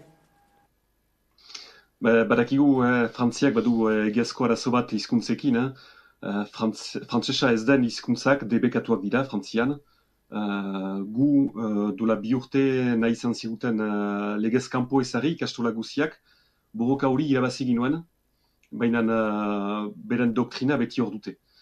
Badakite orai ez dutela frenteki erasotzen al, eztabaida plaza publikoan delarik gizartea gure alde dela eta hizkuntzen defentsaren alde, baina baditugu, hor administrazioan eta gobernuan hizkuntzen kontra diren erro batzu hor, eta horiek dute gidatzen, eta behartu behar ditugu gai hori publikoki eztabaidatzen, baitakigu. Publikoki eginen delaik eztabaida lortuko dugula. Beraz, aipatu dugu lehenxeago ez, mobilizazio garrantzitsuak egin dituzue, horri eutxiko diozue, eta hor tartean aurkeztu zenuten herri urrats, maiatzaren 14an izango dena okerrez banabil, hor bai ala bai azterketak euskaraz egitearen aldarriak presentzia izango du, ez? Nola horre ikusten duzue eguna bera? Bai, herri urrats guretako egun biziki berezia da, urtero egiten duguna eta beharrezkoa dugun eguna, helburu hainiz ditugu herri urratsek, badu lehenik Euskararen aldarri hori plaza gainan ezartzeko. Ipar Euskal Herrian egun guti ditugu, nun osoki Euskaraz egiten ditugun gizarte osoan, eta behar dugu egun hori erakusteko Euskarari diogun atxikimendua. Horrez gain, gure borroka guziak ere plazaratzen ditugu, eta urtean azterketan gaia biziki presente izanen da. Badakigu ikasleak hor diela publikoan, musika taldeak ere badakigu militanteak ditugula, plaza handia eginen dugu azterketak euskarazi ere egun hortan. Ondo da, denboragatik hementxe utzi behar dugu elkarrizketa, ez? Ia laster, halako gaiez gehiago solastatu gaitezkeen, eskerrik asko Bello eta hurrengora arte. Mil esker zuei. Tira ez, klabe asko eman ditu elkarrizketan Bellok ez dakit azterketei helduta batetik, bestetik ez Frantziako ministerioaren edo Frantziako gobernuaren jarreraz beraz ez, zer iritzi duzue gai honen inguruan?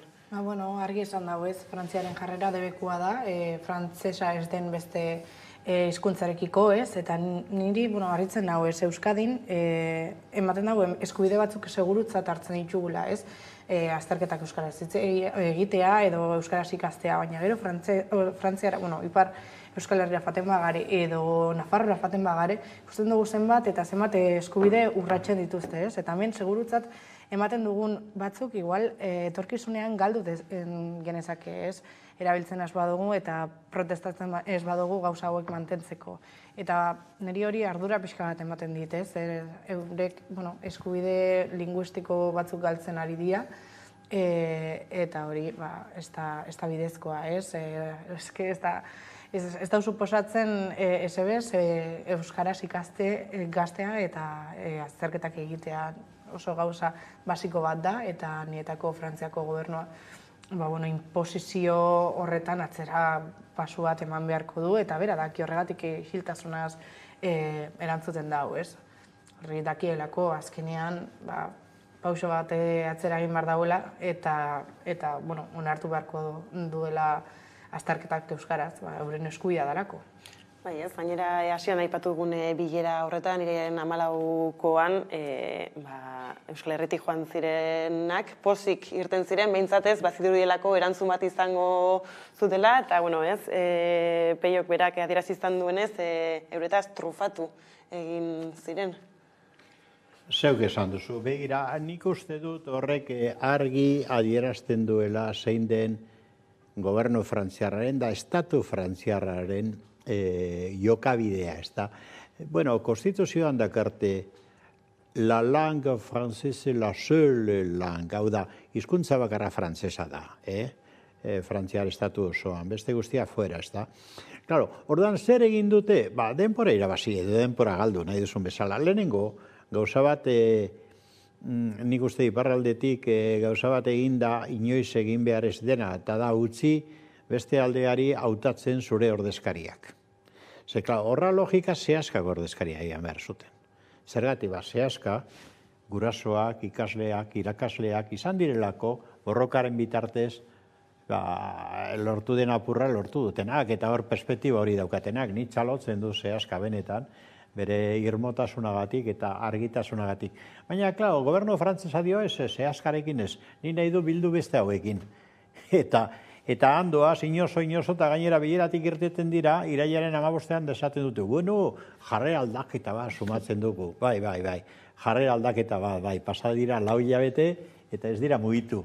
Hau da, engainatu egin dituzte, eta gero dator, hain zuzen ere, Euskararen erakunde publikoko ordezkari bat, Antxon Kurrutxaga, eta dio, behar bada inusentegiak izan ginen. Jakina.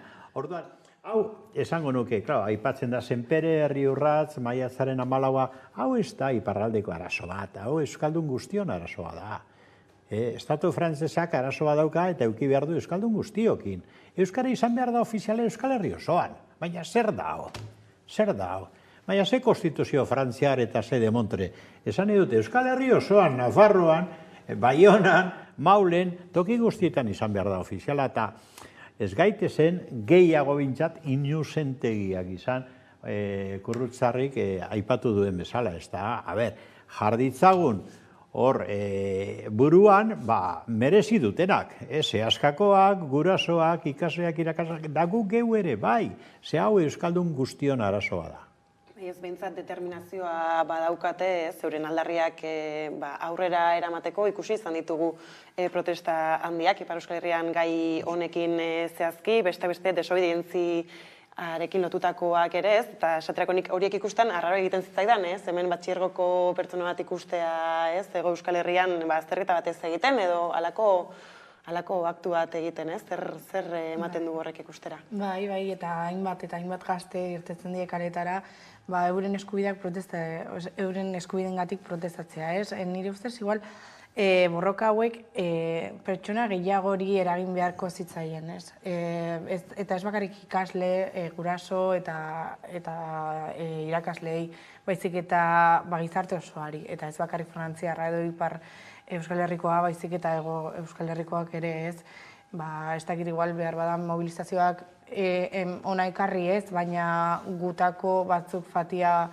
horra eurekin movimentu berbera babesteko edo euren protestak babesteko ere ez, nahikoa, ez dakit indar falta dan, baina behintzat laguntza eskaini edo eurekin Karmelok esan dago moduan, ez dalako bakarrik eurentzako eskubide urratxo baizik eta Euskal Herrian bizidik garen guztiontzat eta Euskaraz mintzatzen garen guztiontzat. Baina esan du Peio Jora Juriak ere ez dutela erantzuten Frantziatik baiezko erantzun beharko luketelako, utzi beharko luketelako azterketak euskaraz egiten. Ez dute nahi. Hau da, ez dute nahi euskara garatzea. Baina, guk nik uste dut guk geuk euskaldunok ikuspuntu aldatu egin behar dugu. Da bi adibide jarriko ditut, hezkuntza legea. Zer dela eta orain hasten gara EAE, hau da, Gipuzkoa, Bizkaia eta Arabarako hezkuntza lege bate antolatzen. Zergatik ez dugu hezkuntza legea antolatzen Euskal Herri osorako? Hori lehenengo kontua, ez da? Hori da referentea. Eta gero, gainera, azten gara, hori nahiko ez balitz ikastolen kontra, sektore bat. Esaten, ikastola pribatua dira, eta bat. Ikastola dira gaur egun, ikastolen federazioa, da gaur egun Euskal Herri osoan zentroa dituen, sare bakarra. Zerbait balioko du horrek, ez da? Kritikak egindak gizkioke, baina Euskal Herri mailako sare bakarra, zehaskarekin batera, eta bat, hori da, ikastolena da, hori bat. Bi, unibertsitatea, begira, nik izan ditut, bakan batzuk, iparraldetik etorritako unibertsitatea ikasleak hemen Leioan. Bakan batzuk, egunduko arazoak izan dituzte. Basoaz iparraldera eta ze alternatiba ematen zaie Euskara ikasi duten zehazkan edo, ikasi duten ikaslei, nik esango dizu bordel eta paue. Eta zergaitik ezin dira hurbilago daukate Donosti? Zergaitik ezin dira integratu modu naturalean? Edo zergaitik Euskal Herriko Unibertsitatea, Euskal Herrikoa baldin bada ezin ditu zentroak ireki adibidez Uztaritzen, edo Baionan, edo Maulen. Baina zertan gabiltza, zergaitik euskaldunok ez gara hasten ikuspuntu aldatuz Euskal Herriti begiratzen. Hori da. Premisa horrekin amaituko dugu, ez? Aipatituzunak ziurrenik beste batean ere heldu halko diegu. Beraz, eskerrik asko biei gaur ona gerturatzearren. Eta hementxe utziko dugu gaurkoz magazina, laster albiste gehiagorekin bueltatuko gara.